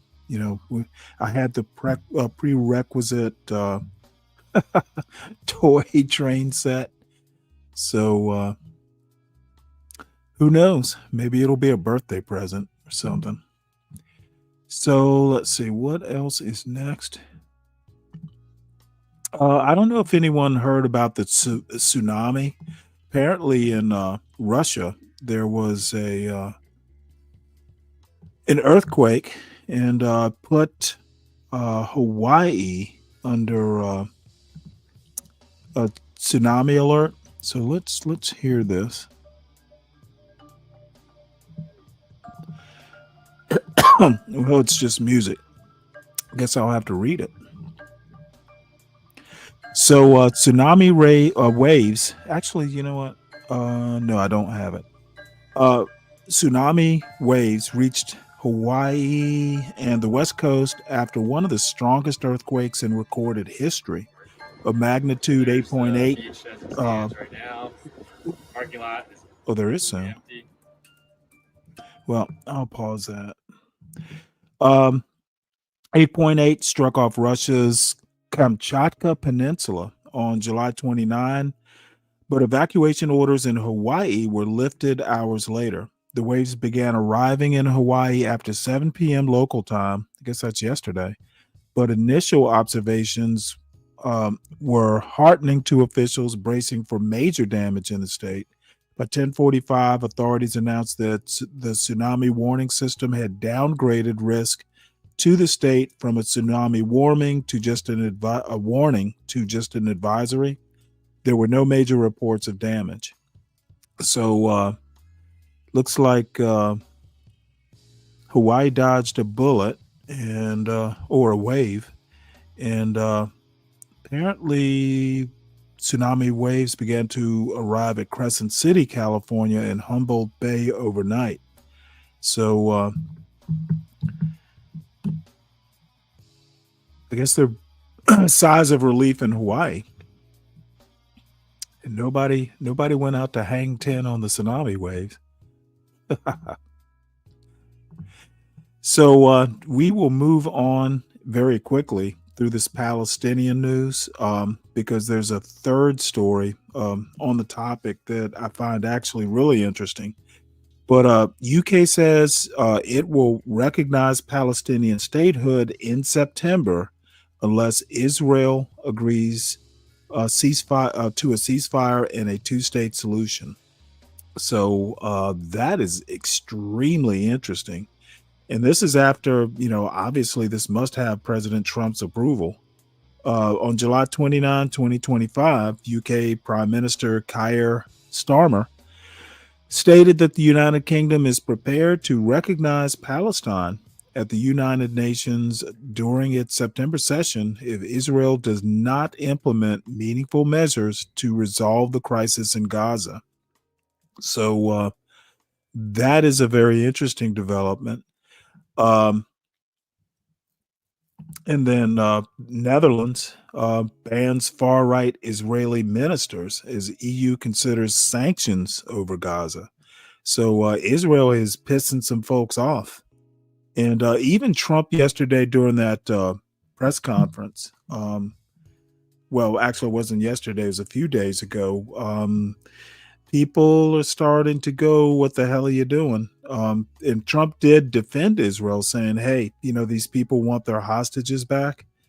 But, as a buddy of mine in the Navy used to say, stand the fuck by.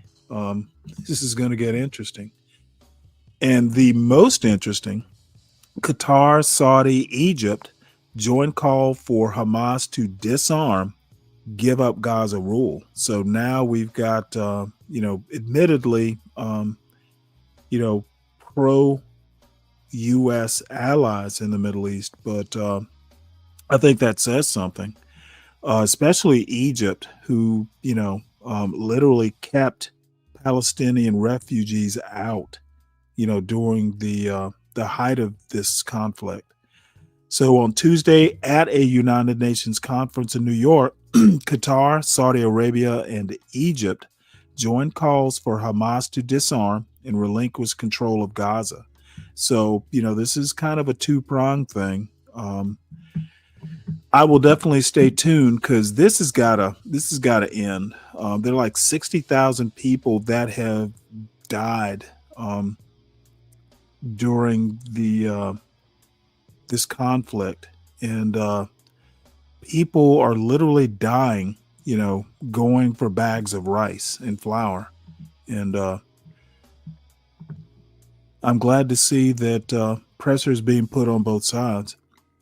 Trump administration live. Let's see, we talked about this. Trump announces 25% on 25% tariffs on India as talks continue. Basically, Trump is trying to force India to stop taking oil from Russia. So Trump's pissed off at Russia, and apparently he's going to use his ability to impose tariffs to hit Putin's source of hard currency. Probably should have done it earlier. India's been taking oil from Russia for a few years now, like 2 years. So I have to show this story. What's up there, Dave? What's up, Mike? What is up, Frost? Good to see you. So this is going to be my favorite story of the day. Faced with threats of 50% tariffs and demands to end a criminal case, Lula da Silva said he wouldn't take orders from President Trump. I love it. We are going to hear this story. And actually, there's a video. I guess I'll have to go back and find it, because we can't just hear the story. We have to see the video. Well, I'll just play this. No one is defying Trump like Brazil's president. This article is by Jack Nikas and read by an automated voice. President Luiz Inácio Lula da Silva of Brazil is outraged. President Trump is trying to push around his nation of 200 million, dangling 50% tariffs as a threat, Mr. Lula said in an interview. And yet, he added, the U.S. president is ignoring his government's offers to talk. Be sure that we are treating this with the utmost seriousness. But seriousness does not require subservience, the Brazilian president said. I treat everyone with great respect, but I want to be treated with respect. Mr. Lula granted his first interview to the New York Times in 13 years on Tuesday, in part because he wanted to speak to the American people about his frustration with Mr. Trump. Mr. Trump has said that, starting on Friday, he plans to impose 50% tariffs on Brazilian goods, in large part because Brazilian authorities have charged former President Jair Bolsonaro with trying to hold on to power after losing the 2022 election. Mr. Trump has called the case a witch hunt and wants it dropped. Mr. Lula said that was not up for negotiation. Maybe he doesn't know that here in Brazil, the judiciary is independent, he said. In the interview, Mr. Lula said that the American president is infringing on Brazil's sovereignty. At no point will Brazil negotiate as if it were a small country up against a big country, he said. We know the economic power of the United States, we recognize the military power of the United States, we recognize the technological size of the United States, but that doesn't make us afraid, he added. It makes us concerned. There is perhaps no world leader defying President Trump as strongly as Mr. Lula, the president of Brazil, a leftist in his third term, who is arguably this century's most important Latin American statesman, has been hitting back at Mr. Trump in speeches across Brazil. His social media pages have suddenly become filled with references to Brazil's sovereignty. And he has taken to wearing a hat that says, Brazil belongs to Brazilians. On Tuesday, he said that he was studying retaliatory tariffs against American exports if Mr. Trump carries through with his threats. And he said that if the January 6th, 2021 riot on the U.S. Capitol had happened in Brazil, Mr. Trump would be facing prosecution just like Mr. Bolsonaro. The democratic state of law for us is a sacred thing, he said in a lofty room draped in a colorful tapestry in the modernist presidential palace, where emus roam the lawns. Because we have already lived through dictatorships, and we don't want any more. The White House did not respond to a request for comment. Mr. Trump has gone after Brazil to come to the aid of his ally, Mr. Bolsonaro. His proposed 50% tariffs would be among the highest levies he has issued against any country, and they appear to be the only ones driven by overtly political reasons and not economic ones. Mr. Trump has said that he sees his own legal fight in the criminal trial against Mr. Bolsonaro. Mr. Trump and Mr. Bolsonaro, two politicians with strikingly similar political styles, both lost re-election and then both denied having lost. Their subsequent efforts to undermine the vote culminated in mobs of their supporters storming their nation's Capitol buildings in failed bids to prevent the election winners from assuming the presidency.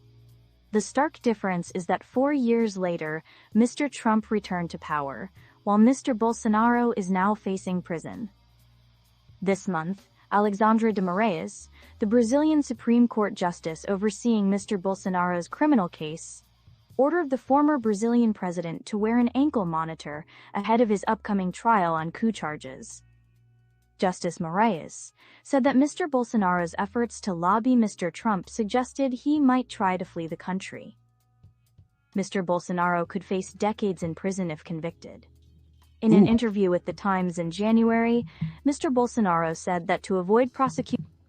I have to tell you honestly, I would encourage Bolsonaro to flee the country, just so you could blame President Trump. You know, hey, you know what? You supported this international criminal. People, these world leaders just don't think diabolically, and we really need to start encouraging our political leaders to be, Trump level diabolical and cruel. Even those of us on the left have to start, getting a spine. In Brazil, he was pinning his hopes on intervention from Mr. Trump. At the time, the wish seemed unrealistic. Then, this month, Mr. Trump intervened. In a July 9th letter to Mr. Lula, Mr. Trump called the criminal case against Mr. Bolsonaro an international disgrace and compared it to his own past charges. It happened to me times 10, he said. He also criticized Justice Moraes for his rulings on social media content. And he said that Brazil was an unfair trading partner, claiming incorrectly that the United States had a trade deficit with Brazil. The United States had a $7.4 billion trade surplus. All right. Well, we've had enough of that. We get the idea. I am glad to see Lula standing up to Trump. More countries need to start doing that. So this is interesting. I just found out about this, and I've actually emailed the link to this video to Portia. Extremely interesting. People on screen, on stage, and behind the scenes working to shine a spotlight on diversity. Enter the ladies of Texas Today, Jasmine Caldwell, Tahisha Moyes, and Ashley Carter. They made history this year by becoming the first all-woman, all-black news team in America. The trio host a popular morning newscast at our NBC affiliate KCEN in the Waco area. And they told me, well, they didn't see many people who looked like them on the news when they were growing up. They hope their success will inspire the next generation of young journalists.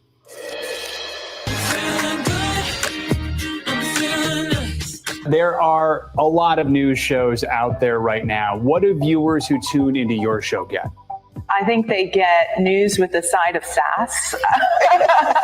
Can you imagine, like, if we all just sat up here and bathed I would have to say something.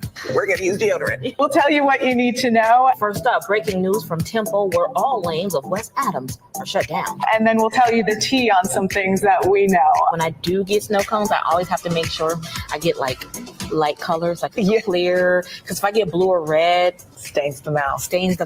3 different personalities, but we mesh so well together. And, once we are off the desk, we still are friends, and it comes across on the desk. What am I chewing?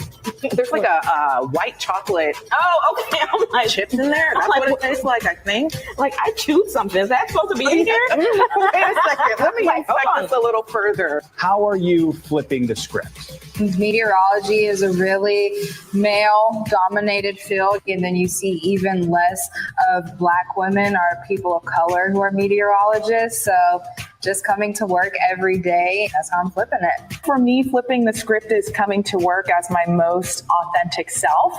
For me, that's wearing my natural hair, my curls out, or today wearing my braids.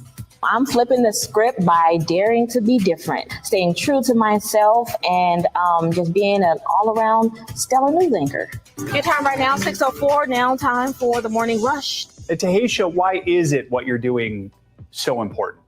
I think it's important because we are now starting to reflect the community that we give the news to every day.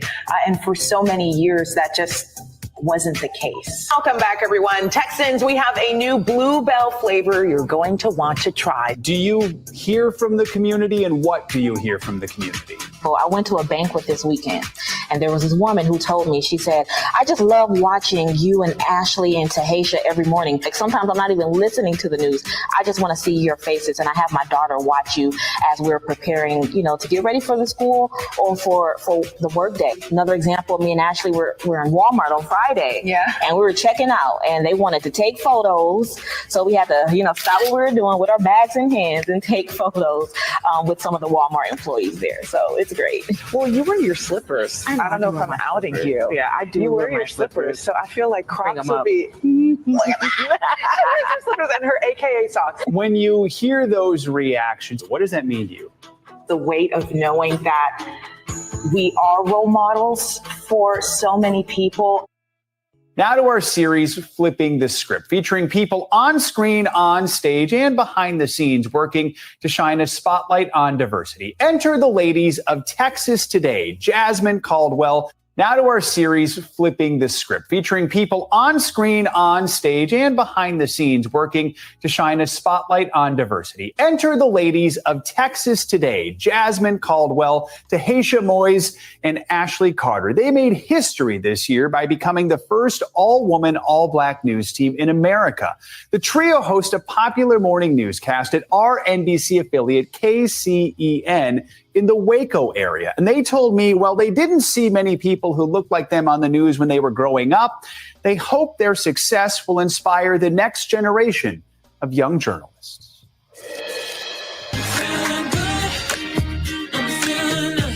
There are a lot of news shows out there right now. What do viewers who tune into your show get? I think they get news with a side of sass. Can you imagine, like, if we all just sat up here and bathed I would with have to say something. We're going to use deodorant. We'll tell you what you need to know. First up, breaking news from Temple, where all lanes of West Adams are shut down. And then we'll tell you the tea on some things that we know. When I do get snow cones, I always have to make sure I get like light colors, like clear, because if I get blue or red, Stains the mouth. Stains the mouth. 3 different personalities, but we mesh so well together. And, you know, once we are off the desk, we still are friends, and it comes across on the desk. What am I chewing?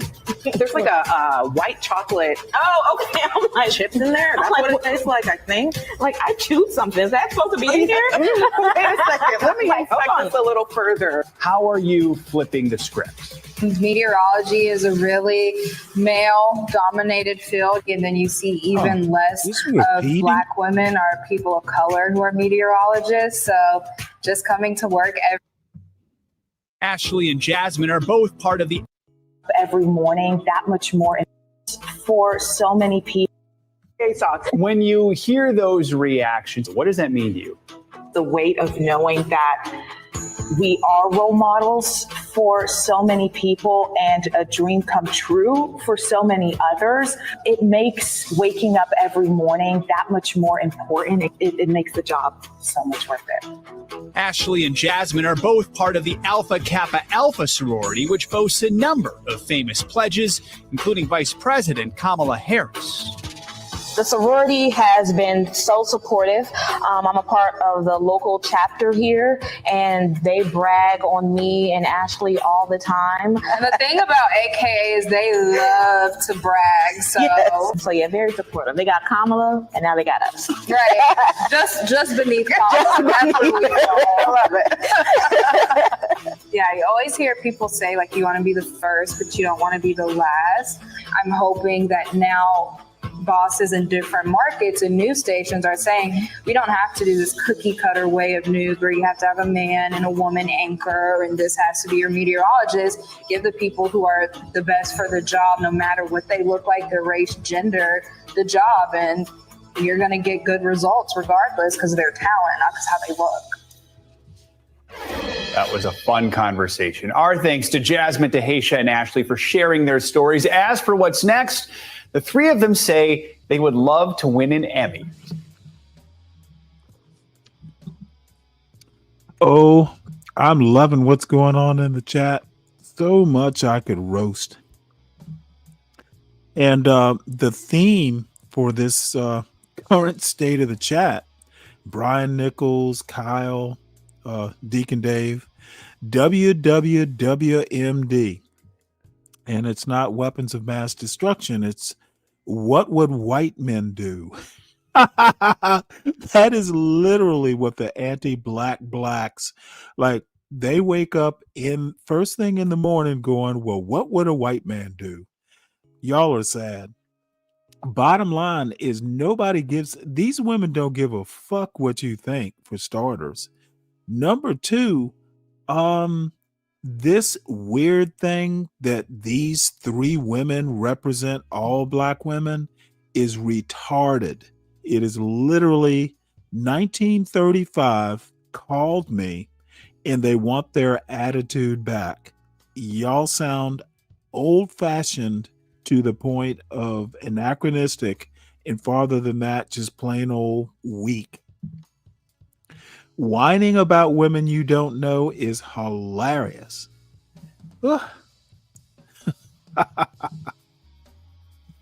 Let's see what we got here.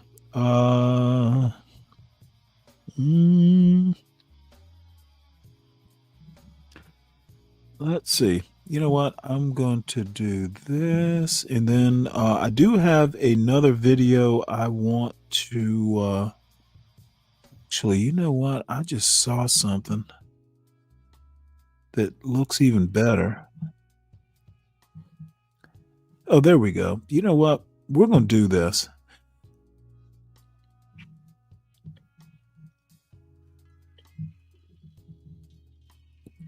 You know what? Actually, I'm going to hold off on this, and we're going to go directly to Trump bashing because it's more fun.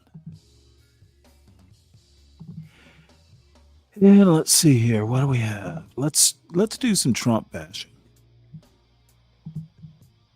Far smarter than me to break down some big topics. And today I have yet again a recurring guest, the mighty, the great Jemele Hill. You know her, you love her. She's a contributing writer to The Atlantic. You should follow her on all the socials. And folks, we were supposed to do this on Substack Live, but Jamele's phone was racist, and that's the only thing I could think of. I was this close. I could hear her, I could see her, but she could not hear me. So we're doing this via Zoom. It's okay, it'll work. And I wanted to bring Jemele on because I have noticed that Donald Trump in the past 2 weeks, he's in some heavy waters, and he's playing the classics, as they say, Jemele, and the classics are racism. And in order to distract from Epstein, he has gone against, it's so shocking, a lot of black folks. I'm gonna have to use that on one. the rest of us, but it Racism doesn't seem to be working this time. So Jemele, I want to break that down and also break down how that has been part and parcel of MAGA, and also the misogyny that has been part and parcel of MAGA, that people are now all of a sudden just discovering Jemele as this Epstein scandal, which, by the way, has always been there for 2 decades, has finally been brought to the forefront. So wanted to have your take on President Trump as the Epstein scandal is unfolding. He decides to talk about a man who has not been president for a very, very long time, President Obama.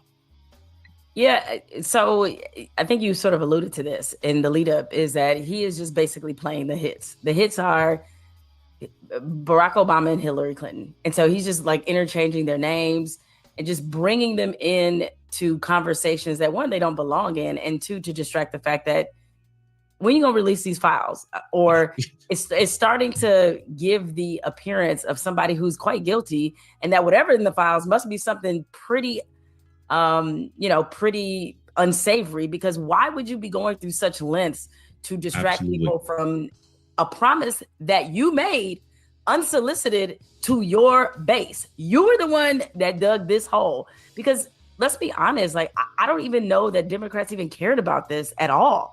I think most of us had kind of buried this in the, okay, this is over, let's move on. You have, obviously Jeffrey Epstein, he is dead. Ghislaine Maxwell in prison. It just kind of seemed like, okay, we wrapped this up. The fact that he did not deliver these files and the rest of his administration started acting so shady, starting with Dan Bongino and then Pam Bondi. I have the list. No, I don't have the list. I lied about the list. It's like, y'all are looking like some Keystone Cops right now. And the only thing, or at least a hit that he knows his base responds to, is throwing Obama's name around, now accusing him of treason, now saying Hillary was in on it. And what happens is that at some point, people start to realize you don't have any new material. And it's not like you have any basis of arrest for Barack Obama. Like, you don't have anything. So I think, I won't say his followers are starting to wake up, because frankly, I gave up a long time ago that was going to happen.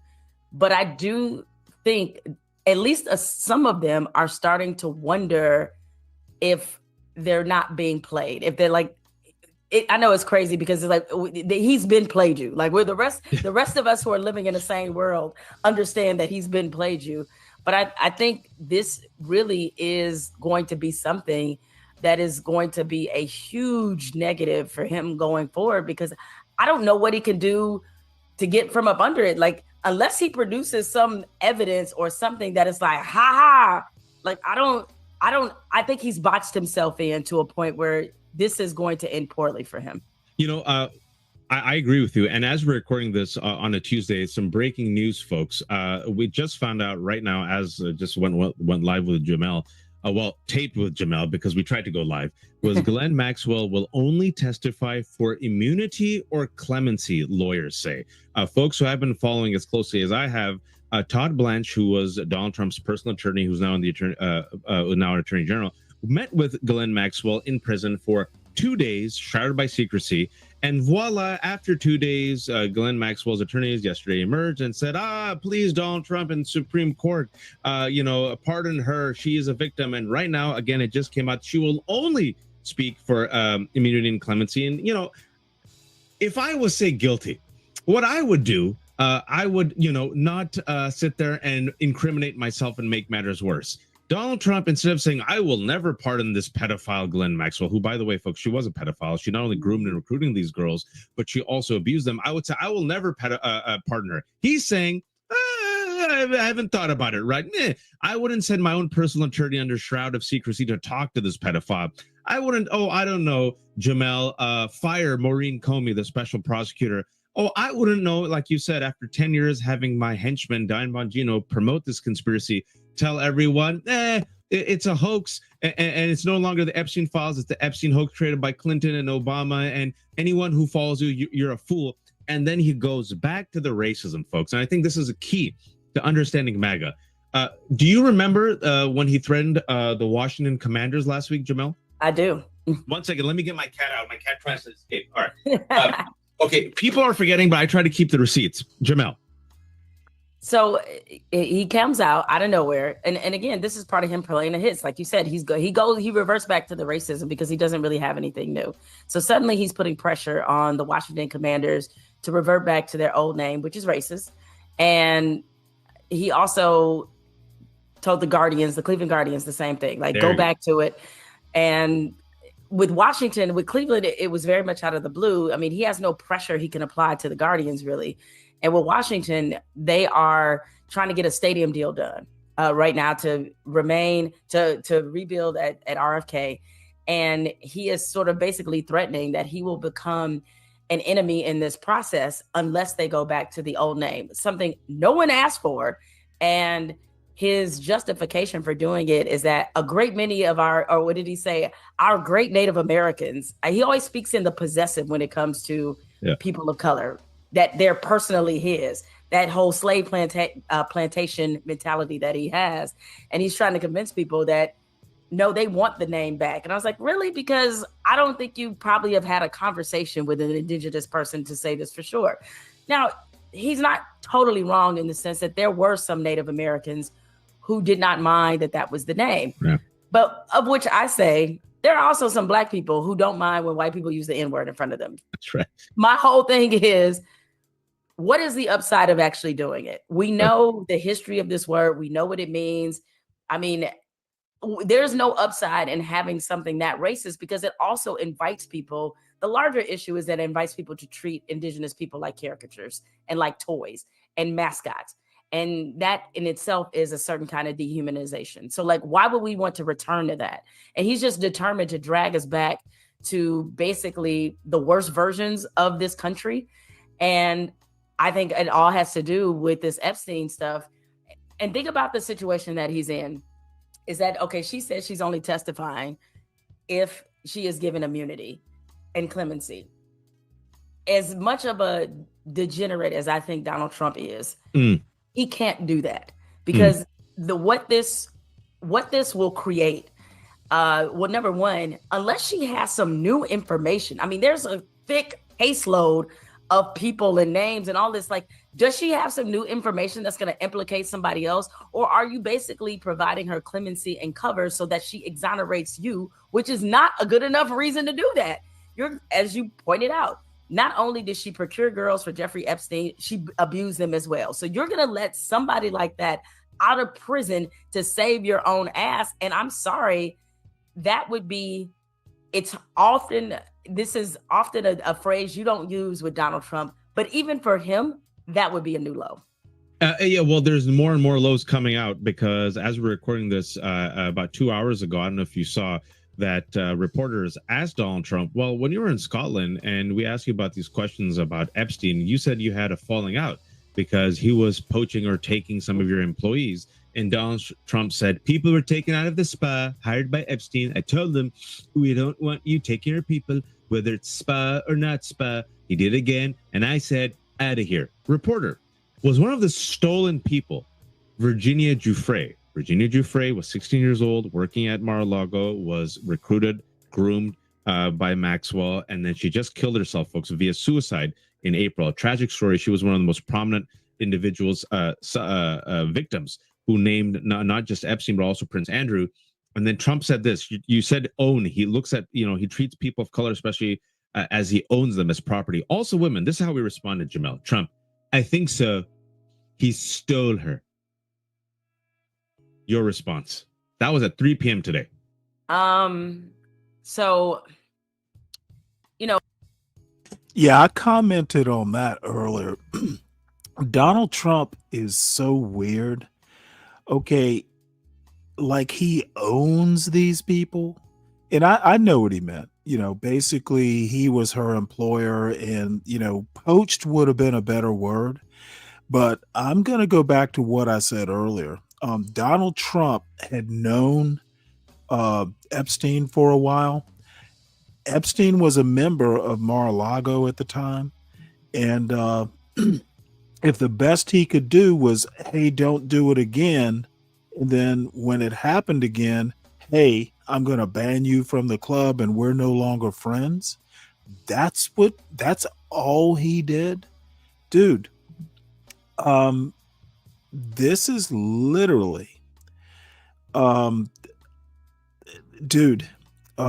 if this had been known before President Trump was president, I don't doubt he would still be president, but there'd be a little bit more of a taint on Trump.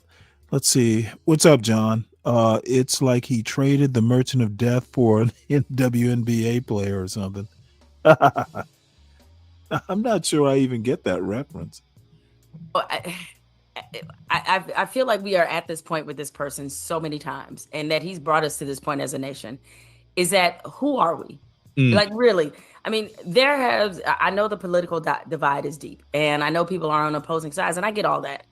A lot of which was always there, but I think he created a sense of normalcy with it and gave it a permission that was different. That's right. And at some point, we have to look at this person and say, that's not a good representation of who we are. That's not actually who we should want to be. And if we are in any way resembling this, we don't need to be that anymore. And so I wonder, what is it going to take for people to look at this and say, you know where we should all be able to draw the line easily? And some of this applies to what's happening in Gaza. We shouldn't be debating starvation of children. We shouldn't be debating child sex predators and people who abuse their power to take advantage of helpless and vulnerable people. Like, that shouldn't be a debate. Why is this a debate?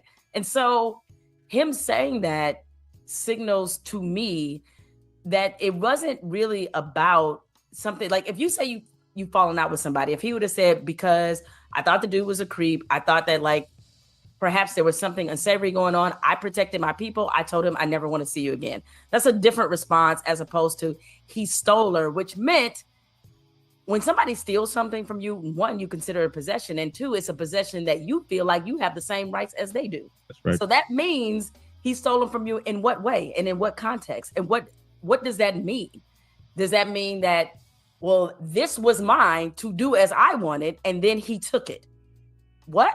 We are talking about child trafficking here. We're talking about sex trafficking. So what is it that you're trying to say? And so what's even more infuriating, Jamel, is I should rebrand this conversation because I forgot to mention it's not just racism, it's misogyny. It's the old hits. This is who he is. This is who he has always been. I always try to remind people that this is a man who was credibly accused of sexual assault by numerous women, nearly 24 women. This is a man who Ivana, who later recanted it, his first wife, said that he raped her during their marriage. This is a man who sexualized his own daughter's appearances, right? To the point where John Kelly in the first administration allegedly said, "Sir, that's your daughter." This is a man who, Tiffany, that he had with Marla when she was just a year old. He said, yeah, he has Tiffany. She has Tiffany's legs. Let's see if she has this part, referring to the chest. This is a man who was partying with Jeffrey Epstein since the late 80s. This is a man who, in 2002, said Jeffrey Epstein, great guy, in a party with him, but he likes them young. And so we're sitting here thinking, could it be possible that this man might be a pedo? Could it be possible this might be a freaking sexual assaulter? He was held liable for sexual assault.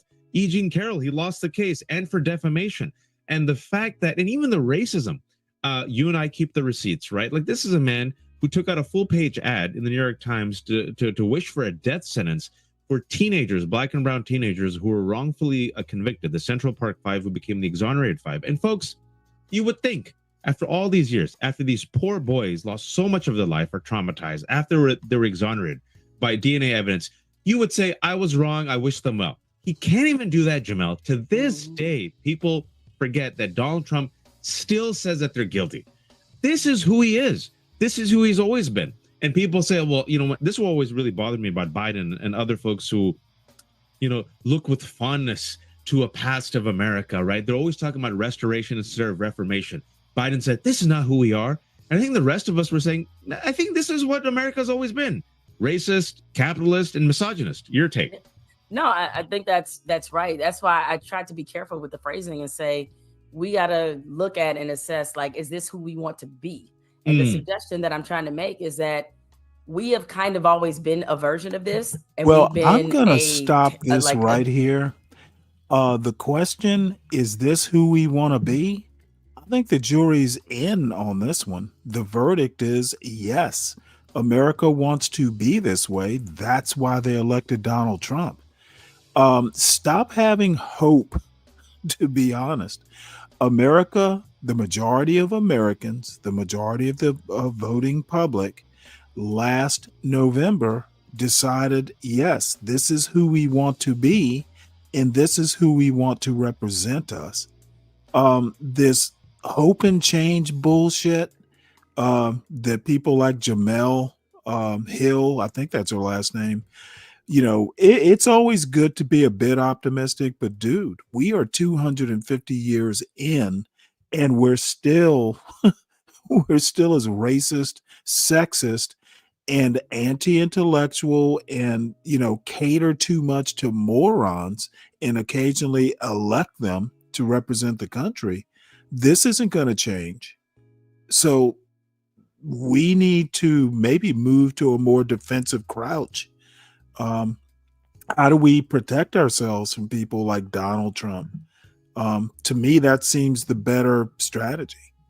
The versions have been different in severity depending on the time that we're living at. That there have been certainly some decades, some moments, some years where we've been a better version of ourselves than we have in the past.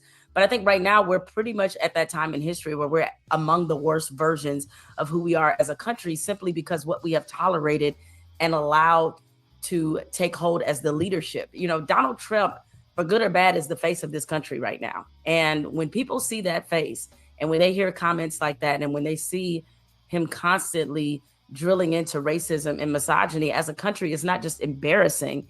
It also is getting us to become used to this being this type of leadership and this type of vibe that we're giving off. And so that's why I said, like, at some point, we have to really have a very long conversation with ourselves about what we're allowing in this country right now, what we're allowing to be the representation of who we are. So none of this, while none of this is necessarily surprising, it's still a part of it that is disappointing, shocking, and you just wonder, like, what is it going to take for us to get out of it? Because my fear, and I think the fear is becoming more of a truth every day, is we're going to get so accustomed to being this that even after Donald Trump is gone, the permanent stain of what he has left and the legacy and other people realizing, like, oh, this is what I need to do to get to the seat of power, I think it's going to be with us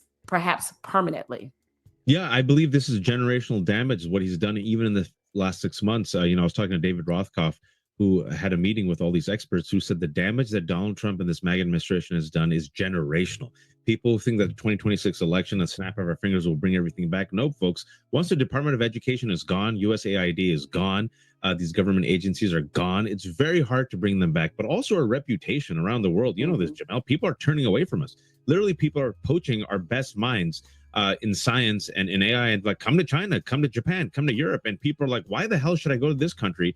Like I always tell people, if there was a 5% chance that I was visiting a foreign country and me or my family and my wife and my kids could get friggin' detained for 6 hours because I forgot my passport in the hotel, would I ever go to that country? Hell no. But these conversations, many of us, you, me, a lot of people of color have been saying for 10 years, ever since the ascent of Donald Trump and the mainstreaming of MAGA. But what this also shows is the double standards, I think, because the rest of us are saying, you're just waking up, America. You're just waking up, corporate media. You just realize it's not economic anxiety. Oh, you just finally got the courage, corporate media, to talk about Epstein.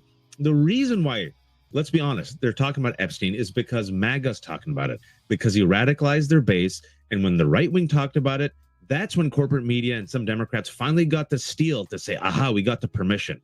Now, I want to bring the receipts. I remember, because I was earlier today, I was sitting somewhere doing some work, and I saw Pat McAfee show.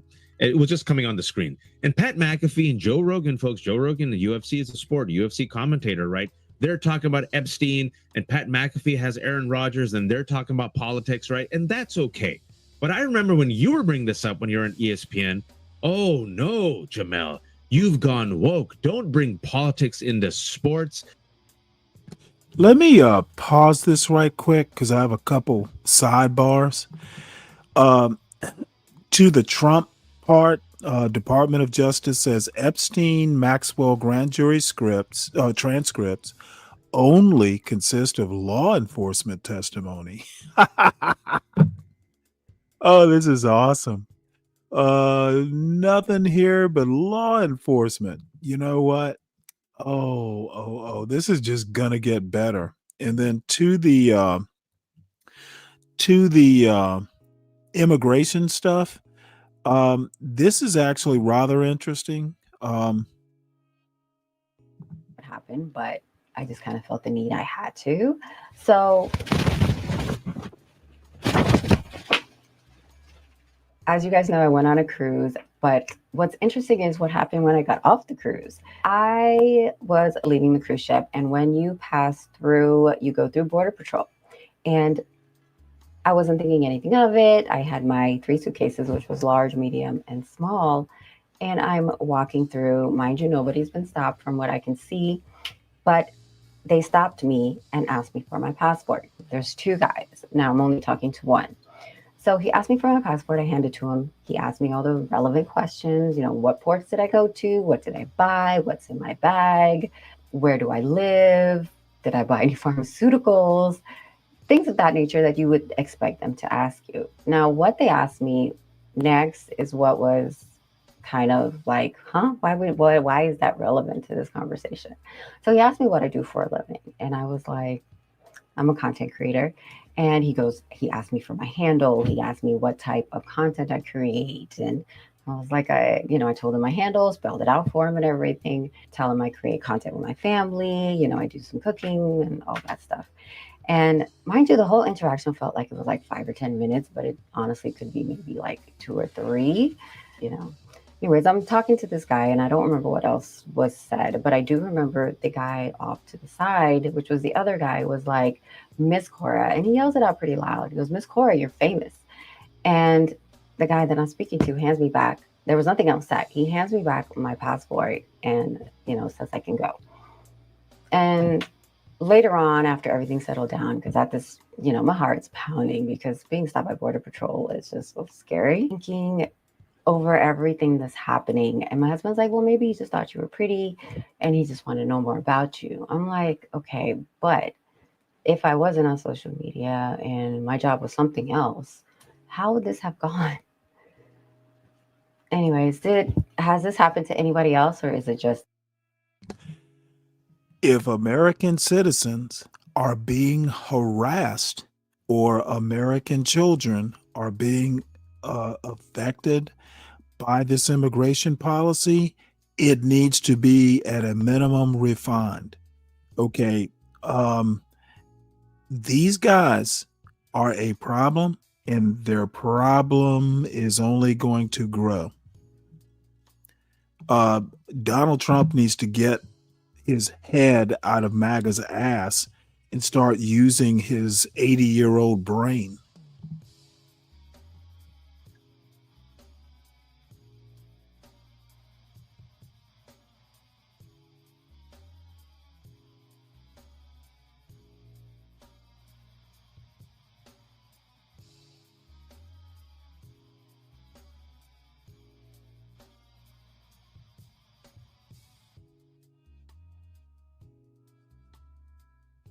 Oops, you know what? I thought I'd switch back. Like ESPN, even that I didn't even work with, being able to freely talk about politics, that would make me feel some kind of way. And then like, oh, so they could do it, but I couldn't do it. But as I've gotten further removed from it, what I'm really struck by is the fact that it wasn't about politics and sports. It's a certain type of politics that they don't want to be talked about. You know, like Stephen A. Smith has been freely sharing his political opinions for some time. And listen, he doesn't need my permission, but that's fine. Like, share them. The problem is, I wonder if Stephen A. Smith's politics were aggressively left, would he still get that room to do that? And I don't think that, I don't think he would, right? Because what it does show you by who's allowed to have these kind of conversations in sports is that if your politics align with the people who make the decisions, then you're going to always have a certain amount of cover. My politics largely did not. And like my politics, I know Stephen A. considers himself a centrist. I am not a centrist. My politics they align at some points, but like really most of my politics do not align with his. I can't, Pat McAfee is interesting because he traffics in right-wing spaces, but I don't know for sure that he's actually a right-wing person or if he's just trafficking in the space. Yeah. Or he just has a show and a vibe that appeals to the right wing. But when you look across sports, and I just say ESPN, sports is very MAGA. And to me, it's always kind of been that way. And I sort of laugh when people thought that we ever went through some kind of really extended period where liberal politics were kind of the standard. It's like, no, that wasn't the case at all. You may have had pockets of it, but no, not really. It's always been this way. The people who run these companies and make these decisions are conservative people. And what they would rather give in to the loud minority than actually give in to the silent majority. And That's so right. like if they're loud enough and they get the impression that they're pissing off the people that they can most identify with, then they're going to make a different decision. So I pissed off the people that important people at ESPN and Disney identified with or could relate to. And that's why, we got to a point at the network where it just didn't feel like we were on the same page. And even though, sort of my direct boss, I would consider him more on the liberal side. The truth is like ESPN is representing a big company and they're part of the Disney empire. And that's a different position to be in. And so I'm really curious if there is some left version that comes along of Pat McAfee or even of Stephen A. Smith. Are they going to get the same latitude that these two get? But I don't think so, because I think in the world of sports, that's not considered to be a moneymaker. But it's also such bad faith double standards that are openly at play. And I always you're a perfect example. And I'm so glad we're Stephen A. Smith. Oh, so Stephen A. Smith can openly tell people he wants to be the Joe Rogan and go on, right-wing media and go on Fox and praise Donald Trump and say whatever he wants to say. And that's okay. And Pat McAfee, like you said, like so many other of these bro influencers, right, in sports, in wellness, in comedy, can traffic quite openly with the MAGA sphere because they know it helps them with the revenue and their base, right? They dip their toes in and they can be political on everything, and that's okay. But Jamel comes in and speaks as a black woman from a liberal point of view, which is, again, like the majority. And whoa, just shut up and drivel. Just shut up and talk about stats and basketball and sports. And you see the same double standard happening with Epstein, right? It was because I've been following this for a while. It's only after Rupert Murdoch, that flaming liberal Jamel, who owns that communist rag, the Wall Street Journal, talked about it. And the MAGA sphere that got radicalized in part by the Bonginos and the Bongos and the Cash Patels and the others, once they gave the permission structure for corporate media to talk about this and Democrats to talk about it, now they're on it, right? When MAGA, in part, the America First movement said, hey, we're not really down with Israel committing genocide and bombing Iran. Then you saw, as of today, now all these people, after they've seen starving children and friggin', it's been happening for a year and a half, Jamal. I've been covering it. You've been seeing it. Now, finally, you see some people, now you see the New York Times saying, hey, maybe this is a step too far, right? And it goes back to, and I know people might not like hearing this, do our lives matter? Which, remember that phrase? Black lives matter. Not black lives are the best. Not like black lives are awesome. Hey, black lives matter, right? And America's like, nah. Hey, do Palestinian lives matter? And America's like, nah. Do women's lives matter? And America's like, nah. We have to worry about the economic anxiety of Chet in the Rust Belt, right? And to this day, Jamal, I was thinking about this yesterday because I've been saying this for several years, and still no editor has taken me up on this. I would love a mainstream paper or a news organization to do a big piece or ask for MAGA voters to go to urban diners and ask them why they don't vote for MAGA. I'm still waiting, Jamel. It's been 10 years. Do you think it's going to happen? I don't think you're going to see that piece. Well, as it is, they act like the only people who live in these rural communities are white. And there's plenty of Black people and plenty of other diverse people who live in these communities who are subjected to a lot of these very heinous policies that have been enacted and really affect people who are vulnerable. And so, yeah, I'm waiting on that diner story too. And the thing that makes it so egregious to see how the media is covering this is that even, let's say Kamala Harris had won, I promise you, they would not be going to major urban centers and hanging out and figuring out all the reasons why Kamala Harris appeals to people. They would not do this. We get even more of those diner stories if she actually became the president. And it's like the media has learned to cover politics, sadly, like sports. That's and right. I don't think that's a good thing, is that, sports are games. And while they're important games, and we talk about important things in terms of the impacts and legacies of athletes and teams, and those are all, have its own level of importance. The problem is when you present politics like sports all the time, people don't understand what's always at stake. And your job as being a journalist is not only to uncover truth and accountability, but your job is also to explain to people the moment and the time and the context and the consequence of what we are in. And we have failed. I mean, this is probably, I would say this is a low point for journalism, but I don't even think it's a low point. Like, I say this all the time. I'm sort of half joking, but I'm like, RIP journalism. It was a good run. Yeah. It was a good run, because there's some things that we've normalized in mainstream media that we're never going to get back. Donald Trump. We normalized Donald Trump. I didn't. You didn't. We did our parts not to, but you see corporate media bending the knee. CBS just bent the knee, bribed them. You see ABC bent the knee, CNN bent the knee. I was at CNN for a year. I saw the both sides, right? And I'm so glad you mentioned that sports analogy. Two teams, the left and the right, on equal sides. We're just going to be neutral empires. That's bullshit.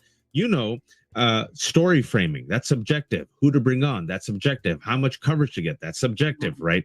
How much space to give it, that's subjective. And furthermore, your job is not to sit there, one guy says it's raining, another guy says it's not raining. Well, that's the news for today. Your job is to stick your head out the window, see if it's raining or not, and then come back and say, why were you lying about it raining, right? And so we're seeing this. And what's so interesting is, I think that's the frustration with Epstein, with Trump. It was all out there, Jamel. It was all out there. And yet we couldn't talk about it. You had to do both sides. Hillary Clinton, her emails, Kamala Harris, her laugh, Obama, his birth certificate. And Donald Trump has gone to Obama. He's hit Obama, done the fake AI image of him being arrested, brought out Tulsi Gabbard to go after him, right? Do this bullshit conspiracy. He went after Oprah. He talked about Beyonce. He talked about the Washington Commanders. He released the files, but the wrong files. He released the files about MLK. Folks, it's like what, this is who he is. And this is what we've always been saying. And it's only because MAGA is the one leading the way that finally, this might be weakened.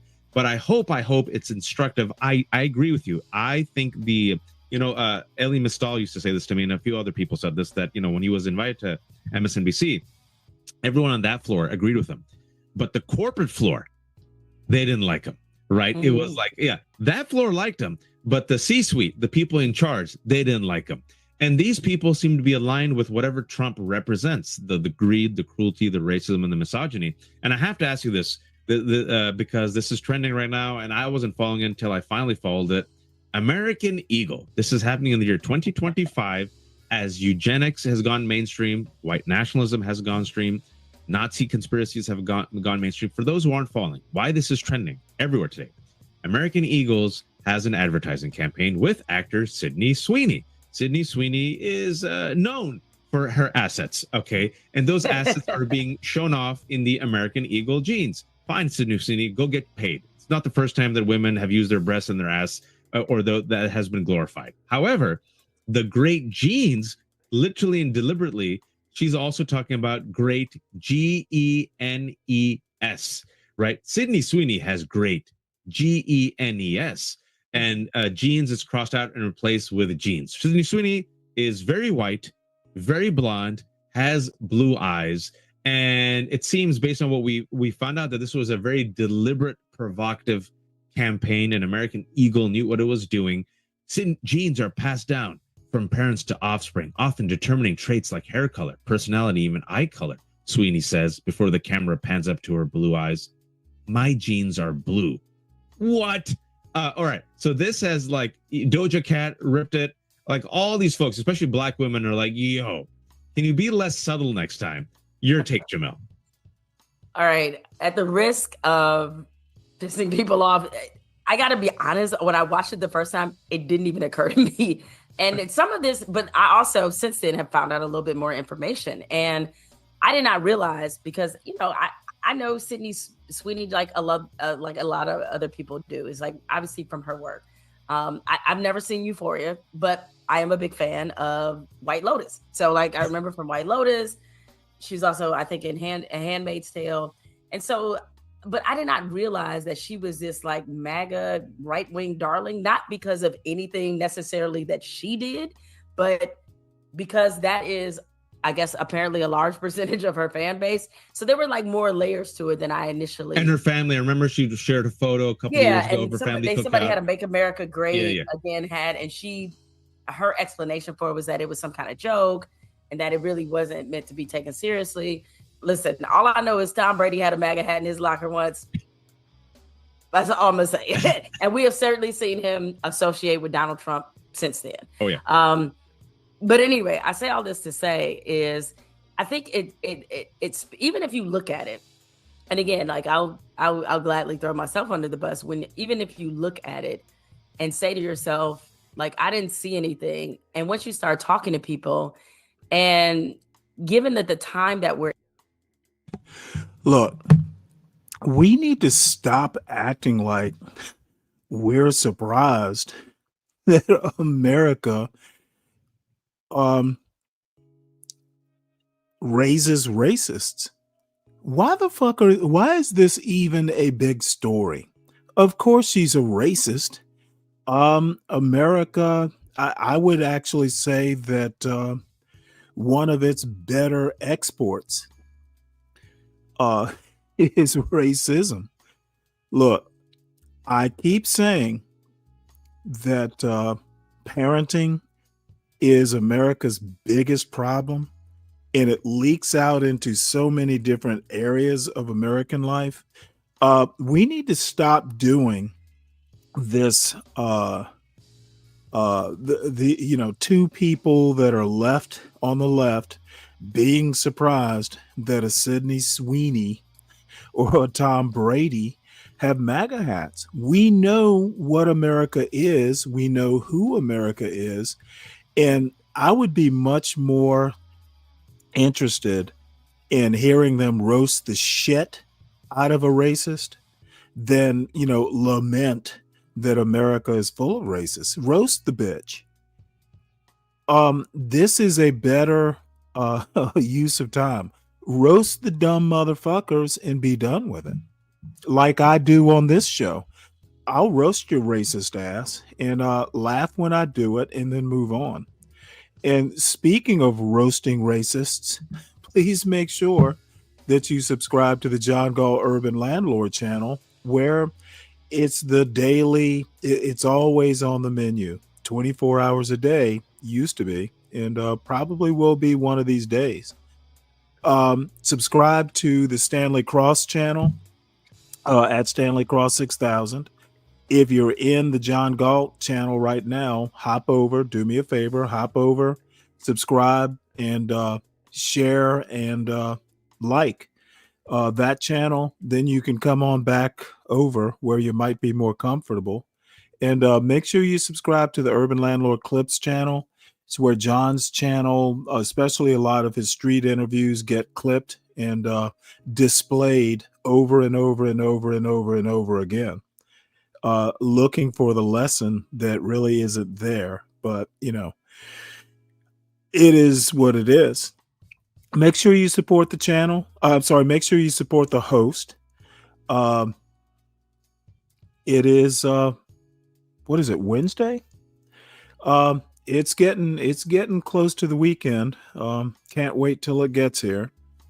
And also make sure you support our executive producer, who actually Deacon Dave and Brian Nichols especially need to support Portia. She acceded to my request. So there we go. Let's listen to the rest of, and I kind of agree with Dave. You know, this is Victim Olympics. They ought to be roasting the racists, not lamenting that they're racist. We know what this country's made of. In right now, it's such an overt, turbulent time. It's hard to trust that something isn't, because more likely now the messages were being sent, how they're framing things, and especially since we have this enormous movement in this country right now between the deportations and the fact that Stephen Miller is very outward to me about his white nationalism and his racism. It's not subtle and it's not covert, but there's a clear movement and a clear ideology about preserving a level of whiteness in this country. And so I think even if you probably wanted to give it the benefit of the doubt, the context of the country makes it hard to do that. And I'm in the same boat. I don't follow this stuff. I'm like, all right, American Eagle chose Sydney Sweeney. She's going to get paid. She's hot. Guys like her. And, you know, she's going to use the next couple of years. And she's very smart with how she's marketing herself. And then I saw that the whole ad, I'm like, oh. And then this is where you probably need DEI in corporate America, because I would have advised them, you know, because I'm just finally reading it today, what that whole ad was about. I'm like, ugh. I said, if you had 3 beautiful actresses, a white actress, Sydney Sweeney, black actress, I don't know, a Latina, with the same exact words, Jamel, no one would have cared, right? No one would have cared. But the fact that you're entirely focused on blonde, blue-eyed, white Sydney Sweeney and saying this at this moment, I get it. And it's an anti-DI going against wokeness and this reversion back to this, you know, romantic vision of America that, by the way, has never existed, which Donald Trump has always represented and now is cracking. So I wanted your take on that as well. I think we're on the same boat. I didn't realize and see it because I didn't pay too much attention to it. But more and more that I heard other people and more I saw it, I'm like, yeah, maybe you should have some black people in American Eagles to tell you. And it is, again, I think it boils down to really kind of a trust thing. Is who the fuck wears? We're in a moment now that there's such an assault on people. Who the fuck wears American Eagle jeans? Are they a thing? There are young people in this chat. Why aren't y'all wearing Levi's or Wrangler or Lee? Who the fuck wears American Eagle jeans? Can you work in them? Ugh. This is actually, I have to agree, liberals doing hand wringing. Roast the bitch. Stop whining about the bitch. Of color is such an assault on DEI and assault on anything that's basically not white, that even if something was meant to be benign, it's almost like we can't even take it that way because we're in this constant kind of state of anxiety about everything else. So a simple jeans ad is not just a simple jeans ad anymore. Because I get the play on words. I was like, oh, I get the play on words. It makes sense. All right, I got you. But in this moment, I think it's probably hard for those of us that are representing a marginalized community and a community feeling under attack to not look at these messages and not think that they're trying to send a larger intention about who they consider. And by the way, stop this marginalized community bullshit. How about historically marginalized, if we have to use the term at all? This is actually starting to become a whiny annoyance.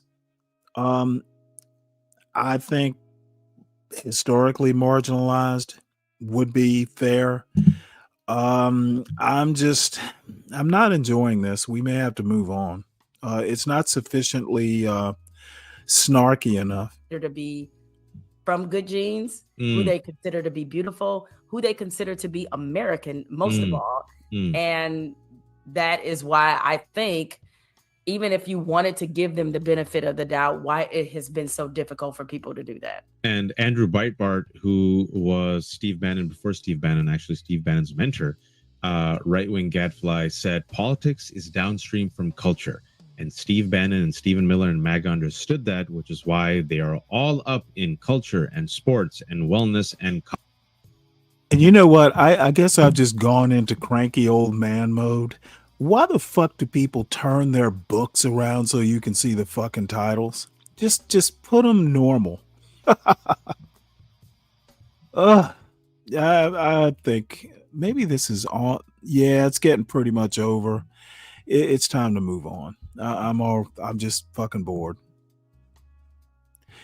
Apparently they're getting whinier towards the end. What is this? Pastry perfection? Discover the exciting craft behind world famous pastries. Why would I do that? Ooh, you know what? Let's watch her.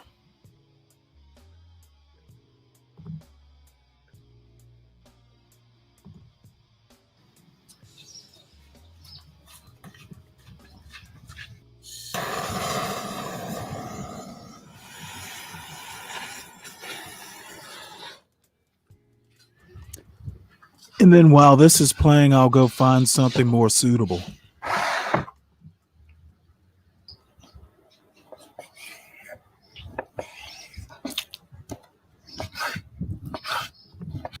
Now, this woman has a gut. Let me replay it a little bit. I bet I will not hear anything about this girl with the gut because she's white, more than likely. Look at her. She's got a gut. And who's going to say she's fat in this audience? No one will, because she's white.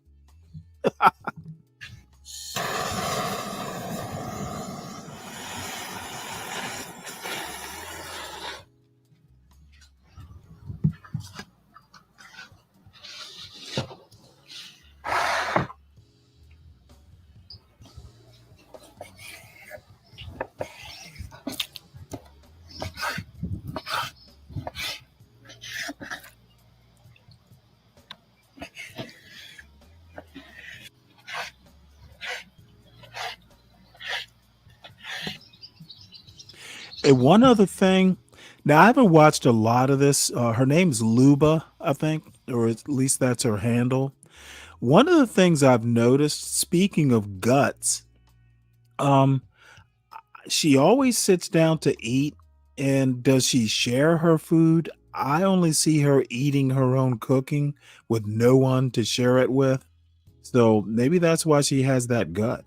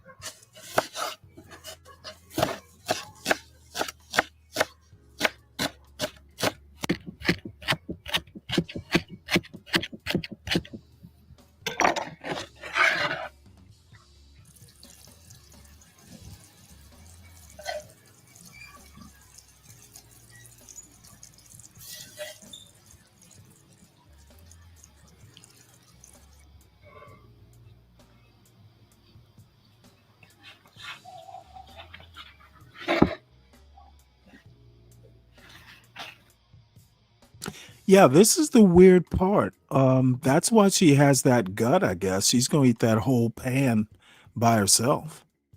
Um, is that really healthy? Butter chicken that she's gonna eat by herself. Eek.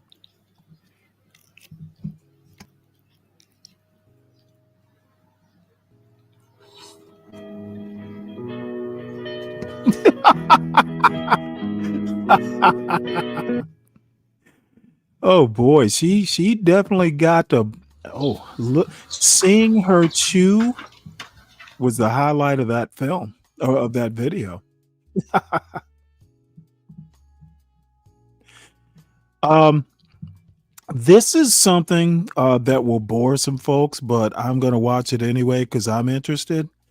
I have a friend of mine that I have not seen in damn near 45 years.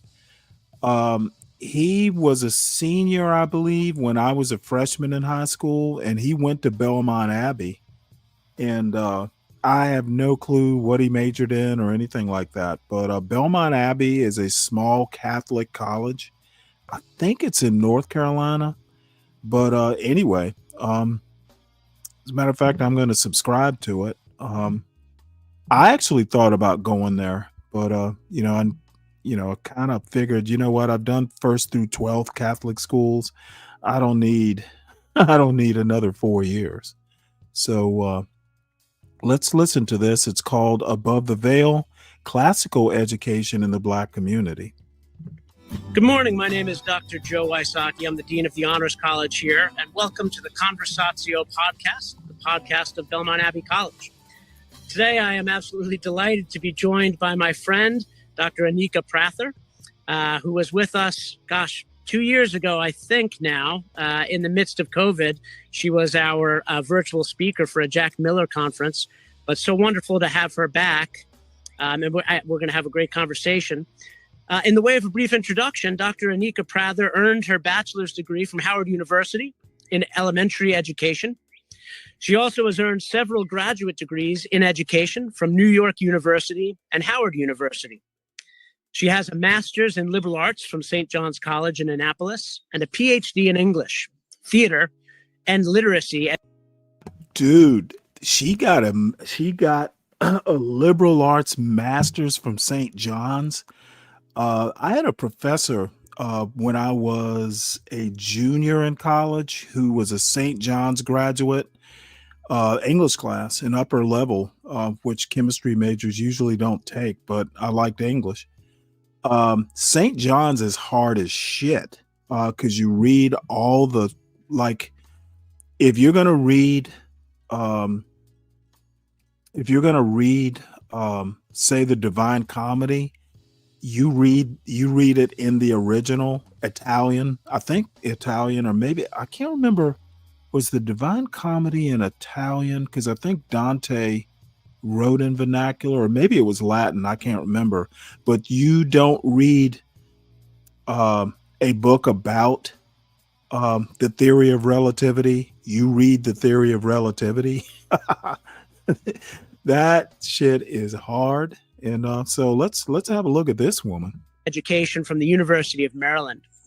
Her research is on building literacy with the African-American students, through engagement in the books of the canon, and self-published her book, Living in the Constellation of the Canon, The Lived Experiences of African-American Students Reading Great Books Literature. She's also co-author for the Black Intellectual Tradition with Dr. Angel Parham. She has served as a teacher, supervisor for student teachers, director of education, and head of school. Currently, she's a sought-after speaker on the topic of the relevancy of classical studies to the Black community. She teaches in the English department at Howard University, serves as director of high-quality curriculum instruction at Johns Hopkins University, and is founder of the Living Water School located in Southern Maryland. The Living Water School is a unique Christian school for independent learners based on the educational philosophies of classical education and the Sudbury model. In the spring of 2022, Anika and her husband Damon opened the Living Water Center, where activities for the Living Water School, book talks, and other events are hosted. Dr. Prather is married to Damon Prather, an engineer, and has an MBA from Wisconsin-Madison. Dr. Prather and I serve on a couple of boards together, but we usually just get to see each other in the context of these meetings, and so it's wonderful to have you back for a conversation. I just want to begin with just sort of asking you to tell us a little bit about your journey to all of that work that I've just laid out in terms of the Black intellectual tradition and great books. And yeah, tell us a bit about yourself.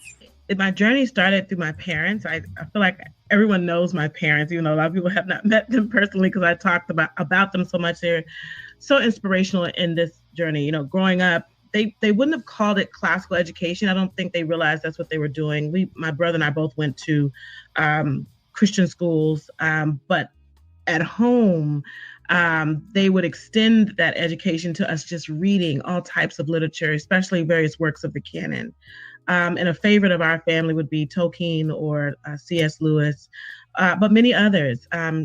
Shakespeare. You know, I grew up just doing all of these great weird people and authors, and also ancient and theologians as well. My father was really big on me just having access to that, and they just fed us this. And and growing up, I didn't realize this is what they were giving me until I started my dissertation, that's what they had done. And so fast forward from my growing up years, when I was in grad school at NYU, they decided to start a classical school in a predominantly Black and low income neighborhood here in PG County.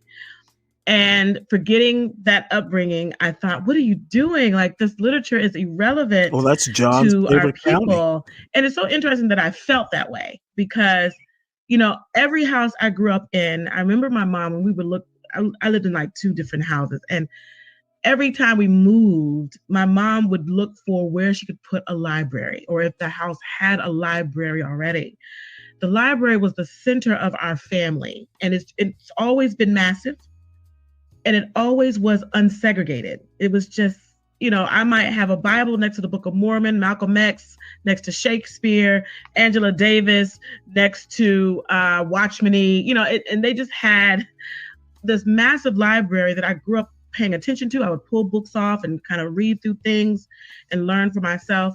And so it made sense as I started my research on my dissertation about the relevancy of this. It made sense that my parents would eventually want to start a school. And so they chose classical education because they were at a Christian conference. We all were at a retreat center.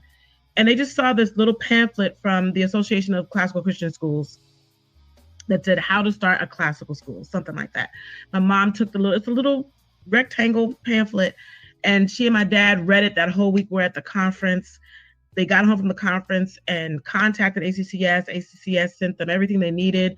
And my mom and dad ran that school for 10 years. I was a public school teacher by the time I finally started, working full-time in Montgomery County Public Schools here in Maryland. And, after a while, my mom just kept asking me, could you please come help us? Can you help us? We'll help you. I know it's a pay cut. We'll help you with any bills that you have. If you could just help us, we need your background to help us. And long story short, I did. I left public school, took a leap of faith. It was a very hard decision, but probably the best decision. That's where I found my purpose. And I came in as the performing arts teacher, teaching music and drama, because that was my background. And then eventually took on the Great Books class, where I would incorporate music and drama into the Great Books class, where the students would read various works of the canon, and then we would end the year creating an original production written by students that captured all the various themes we discussed during the year. And so it was a really powerful experience. And I did that for about 6 years, up until the school closed down, and thought I was done with that world. My children were toddlers, 3 and under, ages 3 and under, and putting them in school wasn't really at the forefront of my mind. They were staying with my mom while I was at work. I was a principal then. And it came time for my oldest son to start kindergarten. And I realized that, I'm not going to be able to homeschool. Where will I put him? Because he has to have a classical education.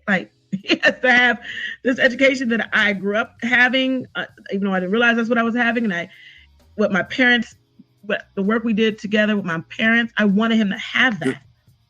And so then I did a search, just trying, starting a school. No one in their right mind would start out saying, I want to start a school. It's really, anyone who says that is either very prideful or insane. So I did not want to start a school. I had no desire to be a leader of a school. My favorite job has been being a kindergarten teacher. That I could have done that till retirement, but that God had other plans.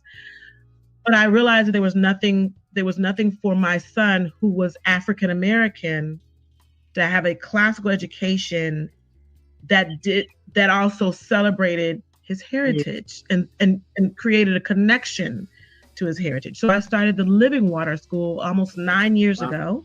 And it is still running. It goes from K to 12th grade. And we just got a building we rented, but it's our first building. We're not renting from a church. We're not renting classrooms from a church anymore. We have an actual building, and it's a hybrid. It's online for a lot of classes, and then we also meet in person during the week. And they get a classical education that is truly classical. I was trained in the Dorothy Sayers, the Trivium, a really more standardized approach to classical education with some color sprinkled in like pixie dust. And so it becomes this magical combination where they are learning about the classical tradition as well as how Black history connects to that tradition. Yeah. Wonderful. I appreciate your remark about those trying to start schools are either prideful or insane. I'm on a board right now that is looking to found a classical school in Gaston County. I hope I fall into the insane rather than the prideful category, but absolutely. I don't think anybody goes, this sounds fun. They go, no, this is responding to a need that is deeply there. Yeah. Yep. That's exactly it. Well, great. Yeah. I just want to pick up on some of your remarks about your own story to talk a little bit. I mean, we have so much I could talk with you about, but we only have half an hour. This semester, I am teaching the senior year honors college course on education. It's a Great Books on Education course. And I loved what you said about your non-segregated bookshelf. In some ways, that's the way this course is. We begin with Plato and Aristotle on education. We do St. Augustine, St. Thomas Aquinas, Locke, and Rousseau. And then we move on to some of Booker T. Washington's Up From Slavery, some of W.B. Du Bois, The Souls of Black Folk, and finally we end with St. John Henry Newman. And it's, I need to steal that syllabus. I need to steal that syllabus. Yeah, oh my goodness. Yeah, it is. It's the first time I've taught it. I've taught some of these texts before, but so excited to do it. But I wanted to talk with you in thinking about, as you mentioned, the Living Water School, incorporating the great books, the great tradition, thinking about freedom and an education for freedom, and thinking about that in terms of the Black intellectual tradition, and looking at these two authors who obviously, that is Washington and Du Bois, who are so important for the Black intellectual tradition, but I think are really universal. They raise these universal questions for us as Americans, especially those of us who are citizens in modern liberal democracies. How do we engage? How do we engage with the great books? But what type of education really is the most necessary, and what should our education look like? So before we maybe get into maybe some of the interesting debate and controversy, and how much of a controversy is there, or conflict between Washington and Du Bois, could you give us just a little background about these authors, maybe beginning with Washington, since he came first? Yep. And as I talk about them, I'm going to end talking about where I stand with both of them too, and how I see their relevance. Although, as you know, Du Bois is my boyfriend, so I'm partial to Du Bois. All right. Well, but by arguing for Washington, even though that I'm not sure where I stand on all of it. So go ahead. So Booker T. Washington, his book Up From Slavery is really important to really understanding where he stood, number one, with classical education. So I'm gonna start off by saying this. He himself was classically educated, and he himself valued the canon. Yeah. But he was of the mindset that to speed up progress, we shouldn't do classical education in the broad scape of things in the Black community. He felt a quicker way to progress, safety, and self-preservation was to accept your space in the world until these things naturally work itself out. And which is kind of troublesome to me, because as you read his autobiography and other speeches, you recognize his brilliance and how somehow he didn't quite see why it was important to pass his educational experience on to his people in the way that he received it. I often wondered, look at what it did for you. You came up from slavery as a result of this type of education. One of the first things he does, he's been out of slavery just not that long. Maybe he might be in his late teens, early 20s. And I believe he's working at Hampton. Yeah. At the time, he's working his way through Hampton. And the first thing he does is build himself a bookshelf. That's one of the first things he does with his true freedom, is build himself a bookshelf where he would read different books. He favored autobiographies. He was a very intellectual, learned man. This is why he could speak the way he did. He could understand politics the way he did. This is why he could successfully start and run a university that is still in existence today. I mean, if you look at how Tuskegee became very self-sustaining. It came to the point where even though he was getting funding from different people, mostly from white Southerners, and as he said, some of his closest friends fought in the Confederacy, which when I read that, I had to pray. But, you know, and so he did receive funding from them, but he wasn't 100% dependent on that. What he did is he trained every student of Tuskegee in a trade. And so the students built the buildings. Right. The students prepared the food. The farming, the food came from their own farm. It was a self-sustaining institution. This is why Tuskegee was so successful. And when we say trades, I also want to define trades. So this is where you do see him kind of sneak in intellectual strength, is that when we think trades, it wasn't just training in how to be a plumber or how to build a building, or how to be a good maintenance person. Not that kind of. I mean, that was part of it. But they were architects. They were veterinarians. They were pilots. Yeah. They were scientists. You know, a lot of research that is done was done early back then in medicine was done through Tuskegee. Yeah. Also, but sometimes he would sacrifice his own people to do that research. That's a whole nother story. And so my point is that he really genuinely loved his people. We know that. That is unmistakable in anything he wrote. And I feel that love for his people was almost like a father over his children. Like he feared for our safety. He feared for our well-being. And so I'm saying that to say that I've had to learn, and my father had to really help me with this because I really struggled with Booker T. Washington, is that he was from the South. He was enslaved. He was constantly under death threats. At one point, some white supremacist group had put literally a contract out on his life for him to be killed. Right.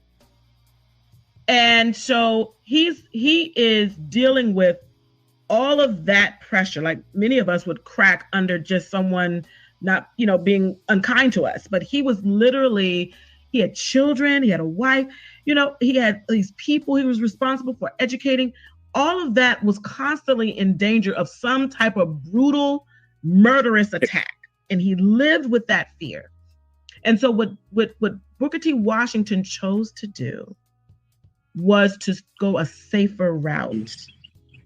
And he did that to preserve the work he was doing and also to preserve his life. And we can't fault him for that.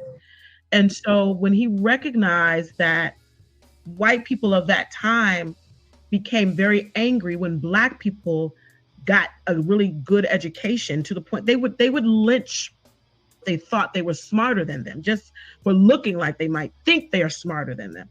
So he said, accept your place. Don't get involved in politics, because he was afraid with this fight for the right to vote. So many people were being killed and lynched over that. He's like, don't do that. Just, continue to work in the skills and trades you're learning here at Tuskegee so that you can gain at least the acceptance and respect of whites, because you're fulfilling a need that they have. You can be able to earn an income that provides for your family. And his thinking actually was instrumental in helping Black families, Black communities rise out of poverty. And they were pouring back into the economic structure of the nation. Although, even though they were paying their taxes, they couldn't go in certain places because of Jim Crow. So the very things that they were paying, the very taxes they were paying to support various parts of their community, they couldn't be in those spaces. But Booker T. Washington said, be safe, preserve yourself, accept your place.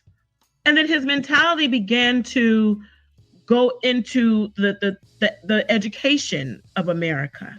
He began to really partner with the country's Board of Education, Department of Education. And that effort. Wait, hold it. Department and of this is why Du Bois Education. was fighting him constantly. There was no In Department of essence, Booker Education T back then. actually won the fight. We see that the effects of that even now. This is why the classical renewal movement is fighting so hard. Some are fighting it for wrong reasons, and we know that. But there are some who genuinely feel like this is the best education for all free people. And we're fighting a battle because Booker T. Washington, along with the Department of Education of the United States, began to close down the classical curricula that was being taught in segregated schools. And so segregated schools began to bring in industrial education. Anna Julia Cooper also tried to fight against this. And I know we're not talking about her, but just kind of dropping that little nugget there. And, you know, when she refused, she was the principal of the M Street School, but this is important to understand this connection with Booker T. Washington. And she had a completely classical curriculum in that school in DC. She's the first Black principal of a public school in DC, M Street School. And she had the students speaking, writing, reading Latin fluently. They were reading all of the classics. They were learning rhetoric and logic. And these students would graduate and go to some of the top universities in the nation. They were sometimes the first Black person at this or that university. And Booker T. Washington and the Department of Education closed that down. They wanted her to stop. She refused to stop. And she lost her job. She was fired. And the other Black teachers of that school, one of and that were kind of in that community, one of them being Mary Church Terrell, instead of supporting Anna Julia Cooper's vision for why classical education is so important for every free man, they sided with Booker T. Washington, because Booker T. Washington at the time was probably the most powerful Black man in America. And Booker T. Washington had a relationship with America's leadership. And many people wanted to protect their status by not going against this powerful Black man. And so people like Du Bois, who ended up living in exile in Ghana, and Anna Julia Cooper, who ended up losing her job, they were outcasts. You know? And so Booker T. Washington's philosophy of industrial education was, first of all, introduced into segregated schools. And eventually, the sad part about it is then with desegregation, that mentality of industrial education just was for everyone. It came into everyone because the mentality was, this is the best way for everyone to be educated. It's easier for everyone to just kind of find their place in America. And you began to educate for a job. You see, you know, the work that you and I do, we're not educating for a job. We're educating so we can do any job. That we can accomplish anything. We're not educating for one specific career. Even teachers are taught now just how to teach. But I have a close friend who is a leader in a I'm not going to give you details, but she's a leader in a public school system. And she says her biggest struggle is most of her teachers don't like to read. And so how do you come out of a teacher preparation program and you have to teach reading, but you don't like to read yourself? And so that's because even fields like teaching are taught in this industrialized way. Teach them how to sit still in their desk, how to have classroom management, how to take a test, how to fill in the blank, how to turn in your paper and get an A. But where are we teaching them critical thinking? And that's something that, even though Booker T. Washington was trained in how to do that, or else how could he have been so successful? He did not pass that on to others. And so he chose another path for liberation and progress in America. And it included, and he says it in his autobiography, we don't need to know Latin. We don't need to sit around and just philosophize. I'm philosophize, I make that word up, but we don't need to just sit around and make up philosophy and talk about and think. We have to work. We have to make money. We have to take care of ourselves. We have to do. And so that was his philosophy, even though he himself saw the value of classical education. I think he just felt that it wouldn't work. Maybe if you would talk a little bit about Du Bois and his response, and then I want to ask some questions because I want to yeah, again, I'll try to maybe make the case a little for Booker T, and then you can we can have a good conversation. Yeah. Yes. Okay. So Du Bois is, you almost kind of look at Booker. Booker's all the way. Now, when I say left and right, please, no one think I'm talking about politics. I'm not talking about that. If you think about Booker, he's all the way to the one side. I'll say that to be safe. Everything's so triggering these days. Yeah, yeah. When you talk about Booker T. Washington, he's all the way on one side. Okay. But now when you talk about Du Bois, and I'm going to talk about him honestly too, even though I love him.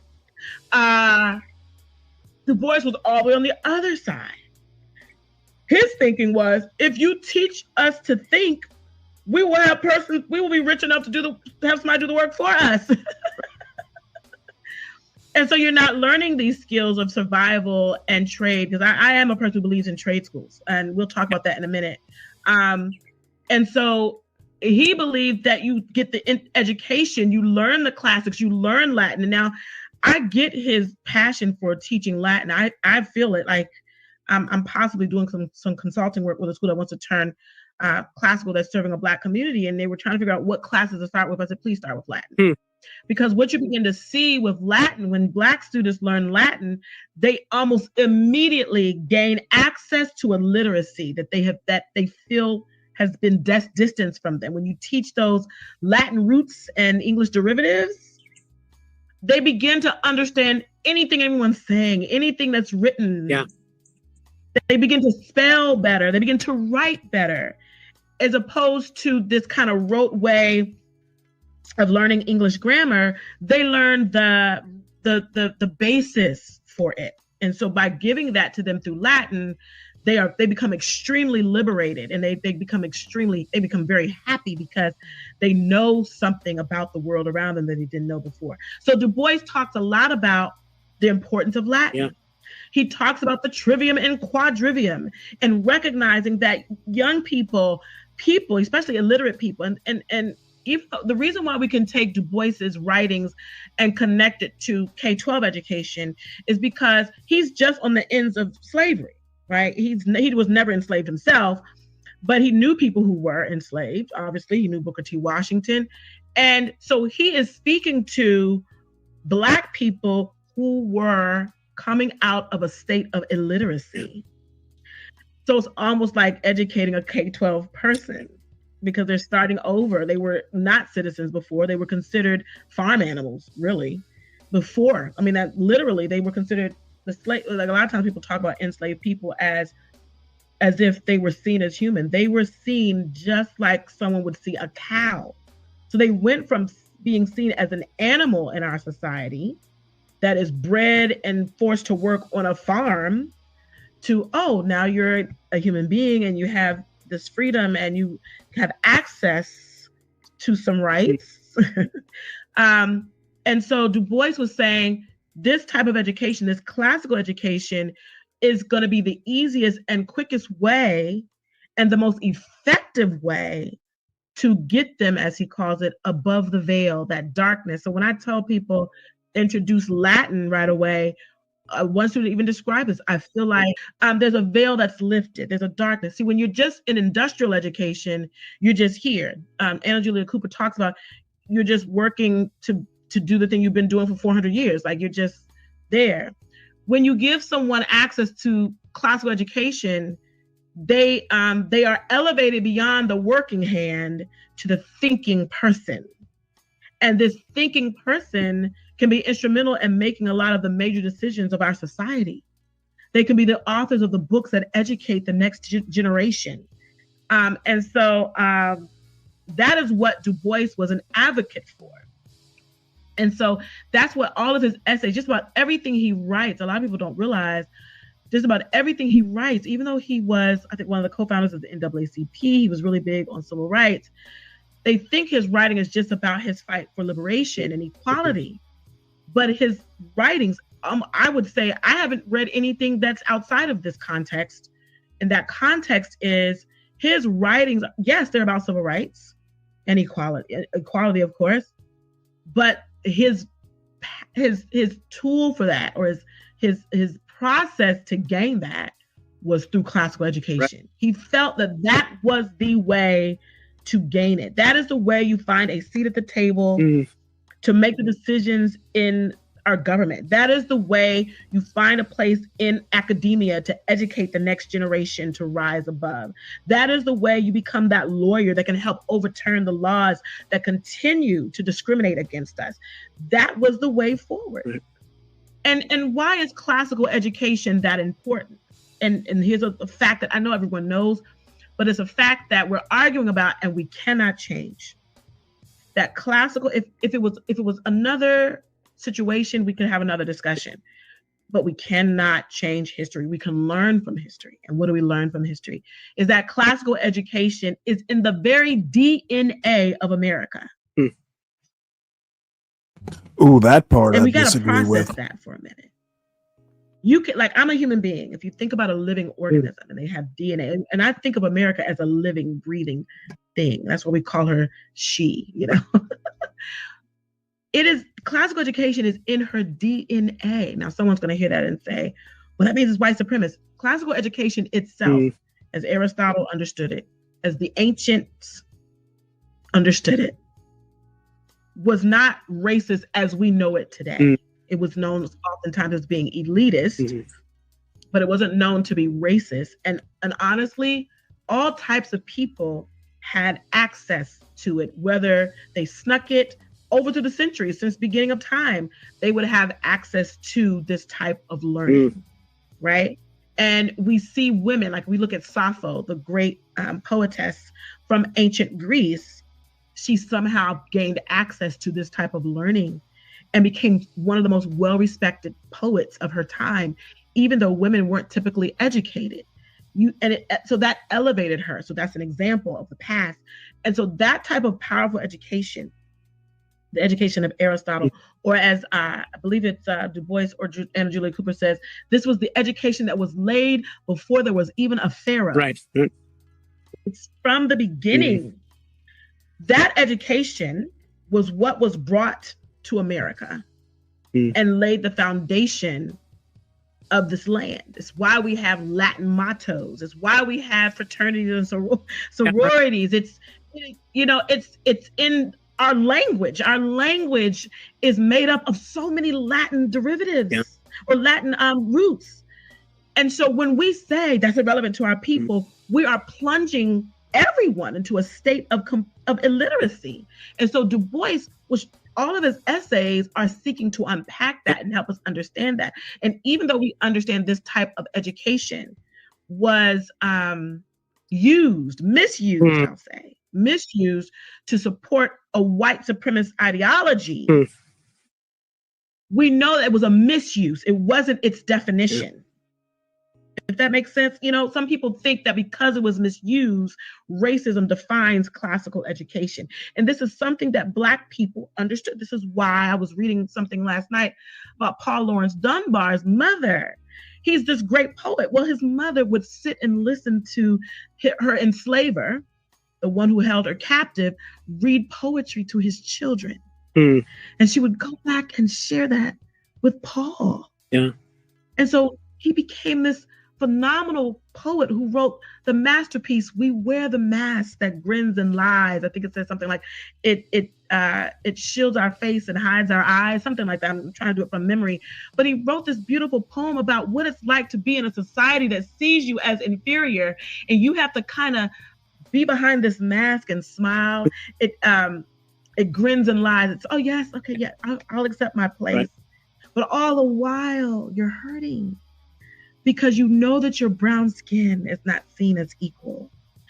And so that Paul Laurence Dunbar was classically educated.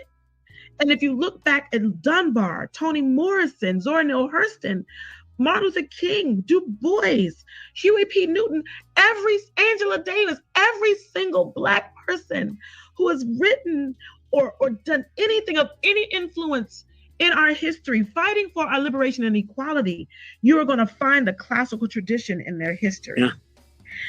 And we can't do anything about that. I know we're upset. I know we wish it could be different, but you can't rewrite that narrative. It's already been written. So what do we do with it?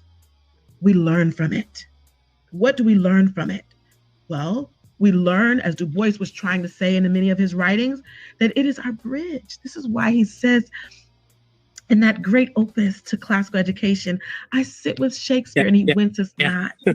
I walk arm in arm with Balzac and Dumas, and we glide in gilded halls. I summon Aristotle and what soul I will, and they all come graciously with no scorn nor condescension. So many people misunderstand him as being a communist or a person who was only about Black power, and he wasn't that.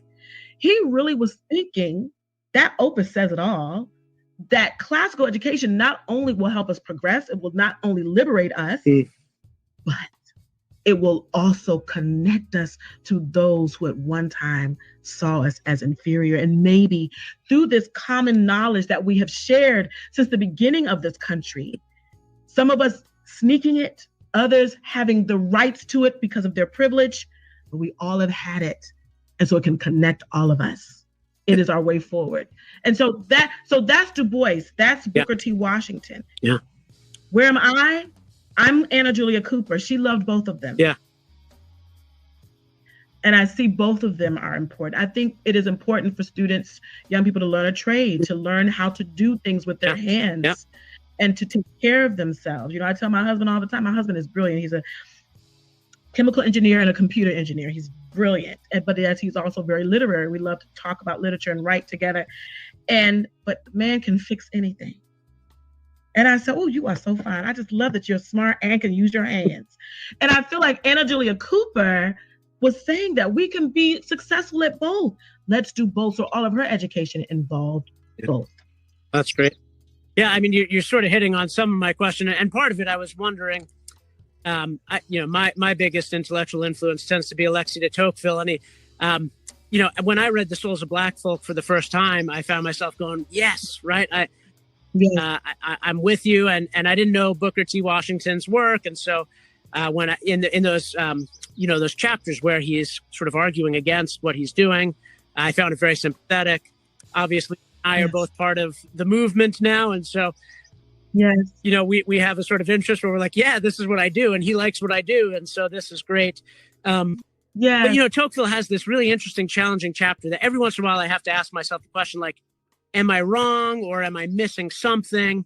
And Tocqueville has this line, and I love him on everything else, but he, in a way, kind of takes the Booker T. Washington line, which he says, it's good for some people in democracies to have advanced studies in Greek and Latin, but not for most people. In fact, most people, if you go too far and you don't teach them how to work, they're going to be they're going to be poor, and then they're going to be angry because they've learned all these things about justice and the highest good, and they don't have access to them.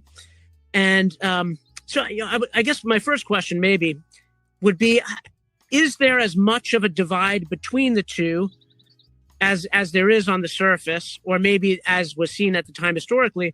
And the reason I ask is, there's this speech by Booker T. Washington that he gives at a graduation, at a commencement, at the Tuskegee school, where he's talking about cabbages, and he's talking about, I give you an education in cabbage and how to cultivate it, and you can eat, and it's practical. But there's also something you learn about nature, like that. Even this kind of education in the common work can be dignified, can lead us to, and so it does both. And then, on the other hand, and maybe you can fill us in a little on this. I know there's that the piece by Du Bois on the talented 10th. So some would say, well, maybe Du Bois is not for how much liberal education does he want for everyone?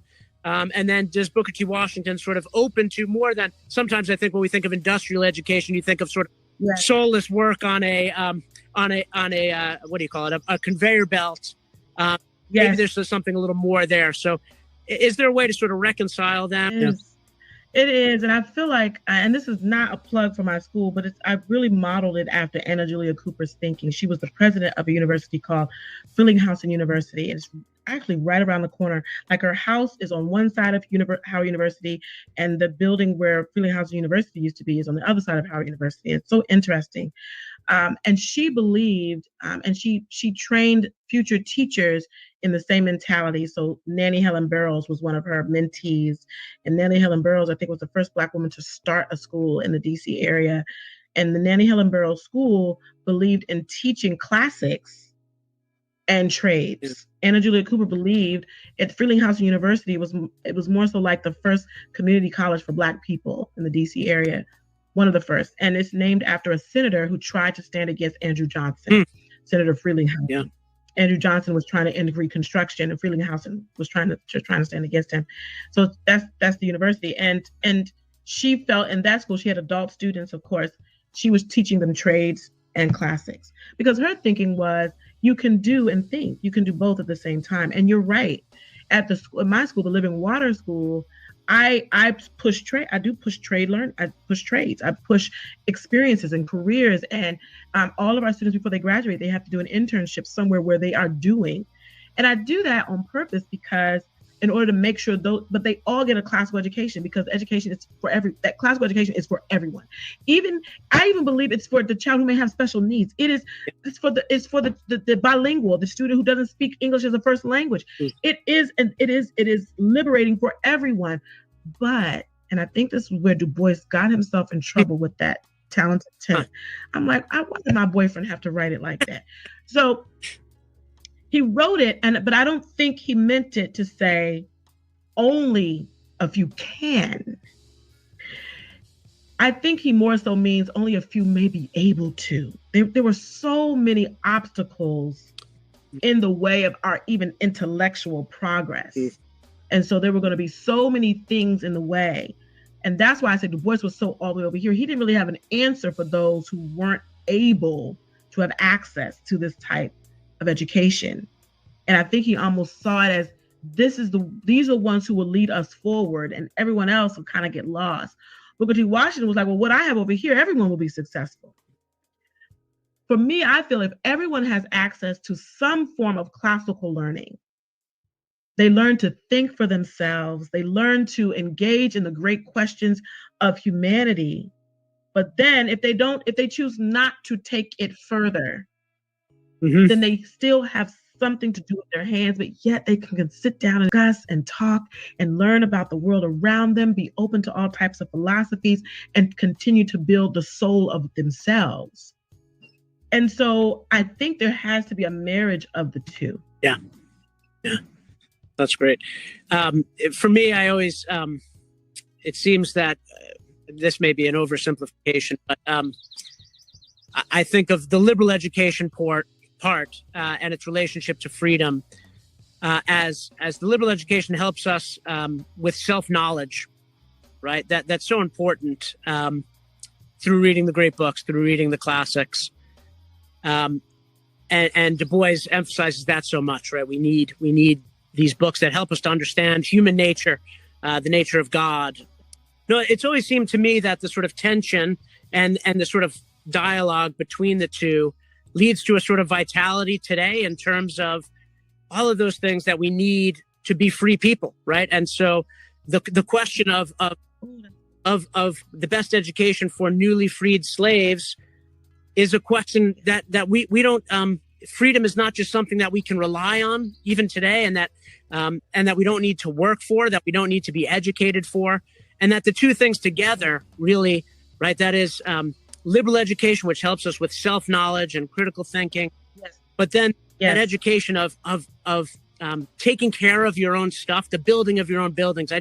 That's the most, I love that part of Booker T. Washington, right? Where with young people, my own kids, right, who like, they leave their stuff outside in the rain and they don't, right? And like that idea of being a steward of your material things, right? And being able to not have a sort of throwaway culture, but one where you take care of those things. I feel like, that's that great thing that you get from Booker T. Washington, and maybe intellectually and historically, there's not an easy reconciliation, but I really appreciate what both of them have to offer.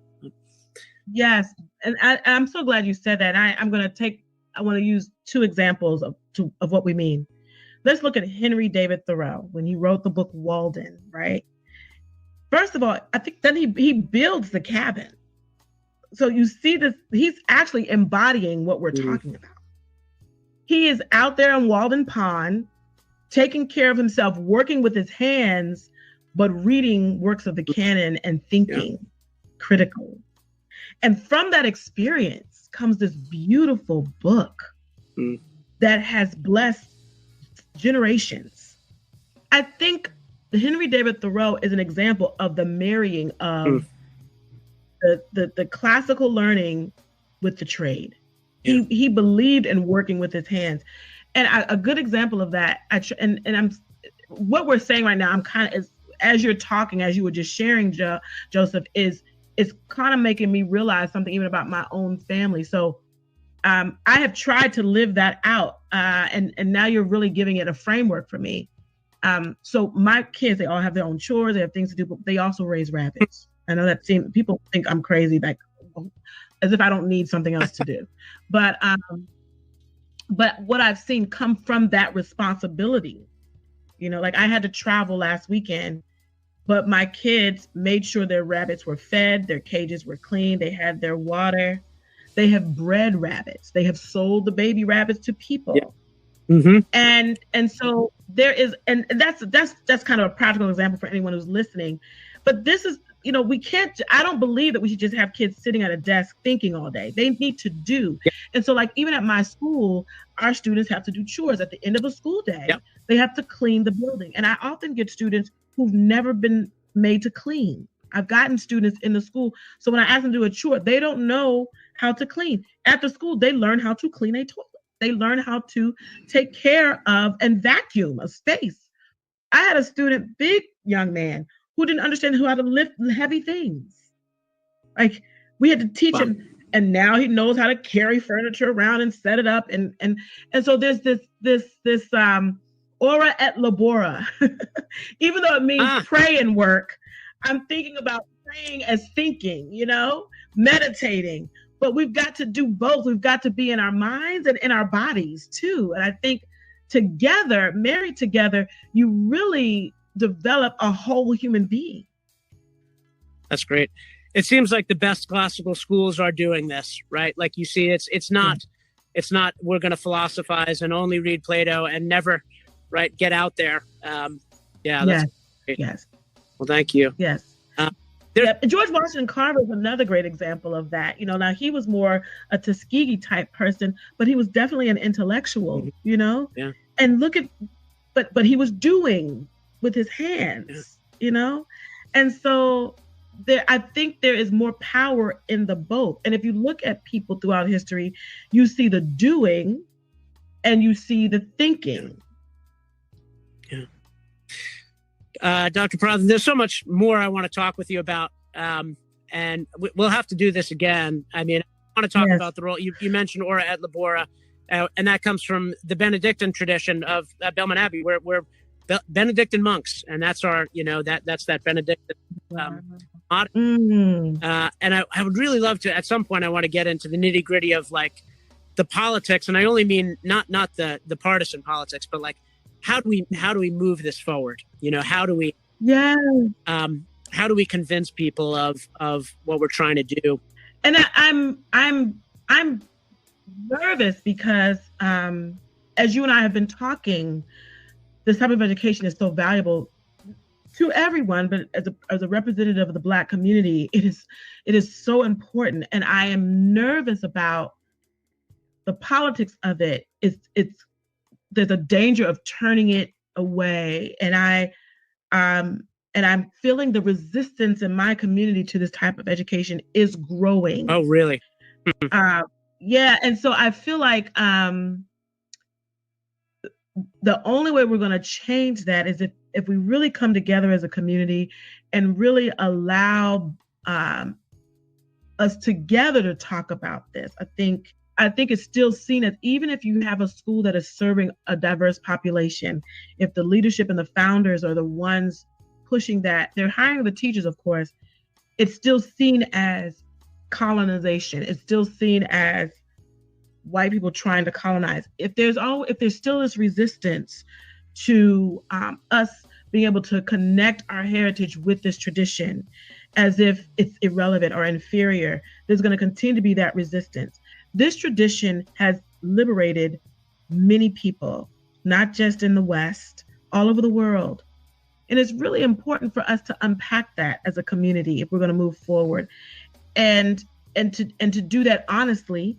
We don't want to just say, well, let's expand the canon and throw everybody in there just because there's people of color. I'm not saying that, but really finding people of color who are actually engaged with this great conversation so that we can see that it really was for and about all of us.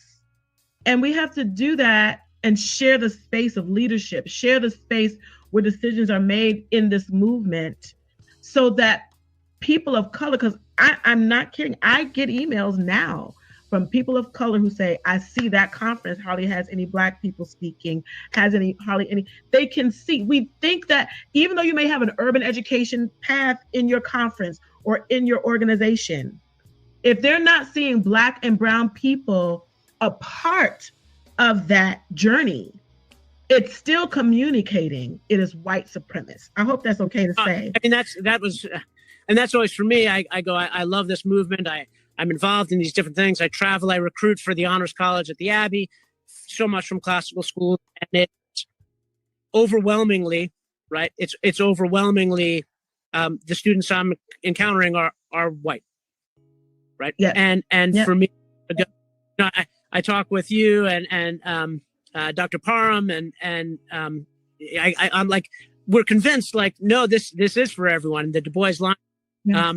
And yet, right, like if a colleague comes to me and says, well, like, look, isn't this sort of white colonization, right? I mean, not a colleague at the Abbey, but yeah, like, look, what you're doing is this thing. And you say, well, no, it's not, because, right, listen to Dr. Prather, and they say, but look at the numbers, right? Look at the, so, they're not being drawn. Like, even you and I have been having this conversation for 2 years. Overall, we've been a part of this movement for some years, right? I've been a part of this movement for 20-something years through my parents in 2000. They started the journey to start a classical school in 2000. It is 2023. And we still hardly have any schools that, or we still see, not schools, we still see a small number of people of color in this movement, celebrating this movement. And you can feel the reticence. I don't know, you can feel this struggle to figure out, how do we incorporate them? And I will tell you right now, people are very sensitive. You will not draw them if you don't bring them to the table. Yeah. If it's only, you're allowed to say this over here. You're allowed to come over here because we've already laid out the framework and now you can come speak what we want you to say.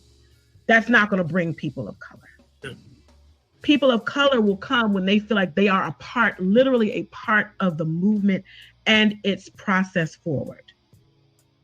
And the danger is that after, you don't want people of color to say, since they're not willing to be that open, we're going to start our own. And that's not good, because then we're back into these segregated efforts. And that's not, classical education is not supposed to be segregated. It is supposed to be a common ground to bring us together. How do we do that, honestly, in this very tense season that we're in? It's hard. I wonder if this sort of, I don't know. I'm thinking through things here, but I mean, it seems like the natural ally in terms of making the cases, like the link can be Christianity. Not that you can't have classical Christianity or a classical education without Christianity, but like, I heard a really great talk on the Black church and its role in racial reconciliation. And I was wondering, is it sort of by turning back to scripture, right? That you say, look, there's something that is old. There are these classic texts, not the scriptures like any other classic text, but do you find that the most sort of progress you make in making the case to Black communities is through Christian churches, or is there resistance there even? It's hard to change the world, but in our small little community of Protestants and Catholics who share a common love of Jesus Christ and believe in his death, burial, and resurrection, we've got to kind of figure out how we can come together with diverse voices around this tradition that we believe and organize something that truly shows a united effort that is not connected to political terms, that's not connected to different philosophies and ideologies that are out. The main framework is our common humanity, our common faith, and our common love for these books. And that we just have honest conversations together, and that together we are educating educators, teaching educators on how to do this in a way that draws. I think about the scripture that says, if I be lifted up, I will draw all men unto me. Like, how do we do this in a way that draws all men to this wellspring of truth, goodness, and beauty as a Christian community? Our color of our skin, Joseph, you and I, does not bind us together. It's the love of God, the love of Christ that connects us to one another. How do we use that as our root to have honest conversations about my true racist experiences, but yet I'm a part of this broader Christian community, and we can come together and fix this in a way that is completely different? And I think classical education has it there. We just have to come around it together. Thank you. Thank you so much. I am really looking forward to the getting into the difficult conversations, right? Because that's always we go to these classical conferences and everybody's on the same page, and we're trying to push the movement forward, and there's all the good parts. And now I want, like, let's start let's get to the next level. Like, how are we really gonna figure this out together? And it's a challenge, but it's a great challenge. And I'm so grateful to you for being part of it. Thank you. We went way over time, but that's okay. Conversation, great. Yeah, thank you. And thank you. In signing off, I want to say thanks to all of our listeners. This has been the Conversatio podcast at Belmont Abbey. You can access this wherever you get your favorite podcasts, on Google and Apple. So thank you again, Dr. Prather, and we look forward to seeing you soon. All right, take care. Thank you all. All right, well, we're going to move smartly on to something that's more popular, apparently. So let's play this.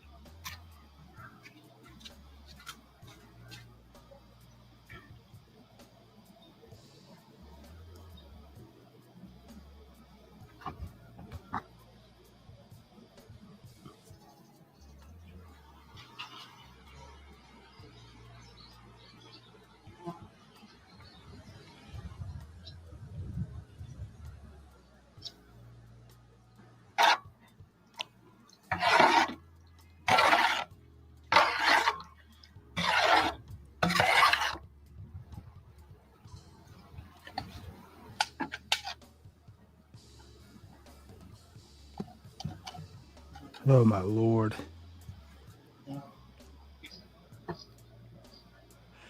Oh, she's not my friend. I don't like blood sausage that much. But the website is called Everyday Village. So apparently they do this every day.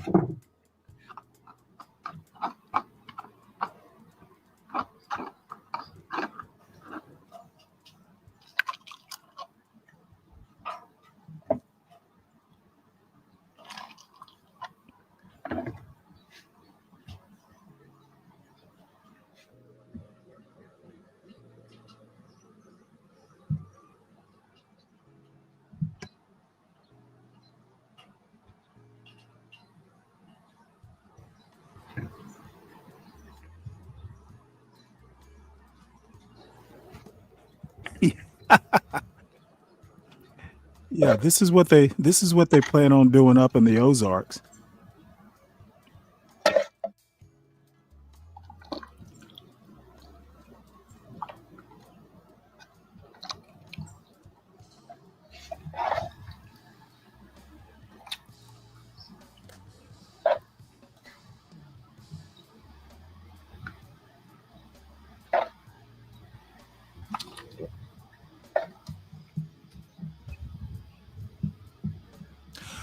No, that's probably blood and some sort of oats or something. She's making blood sausage, which not that big a fan of for sure.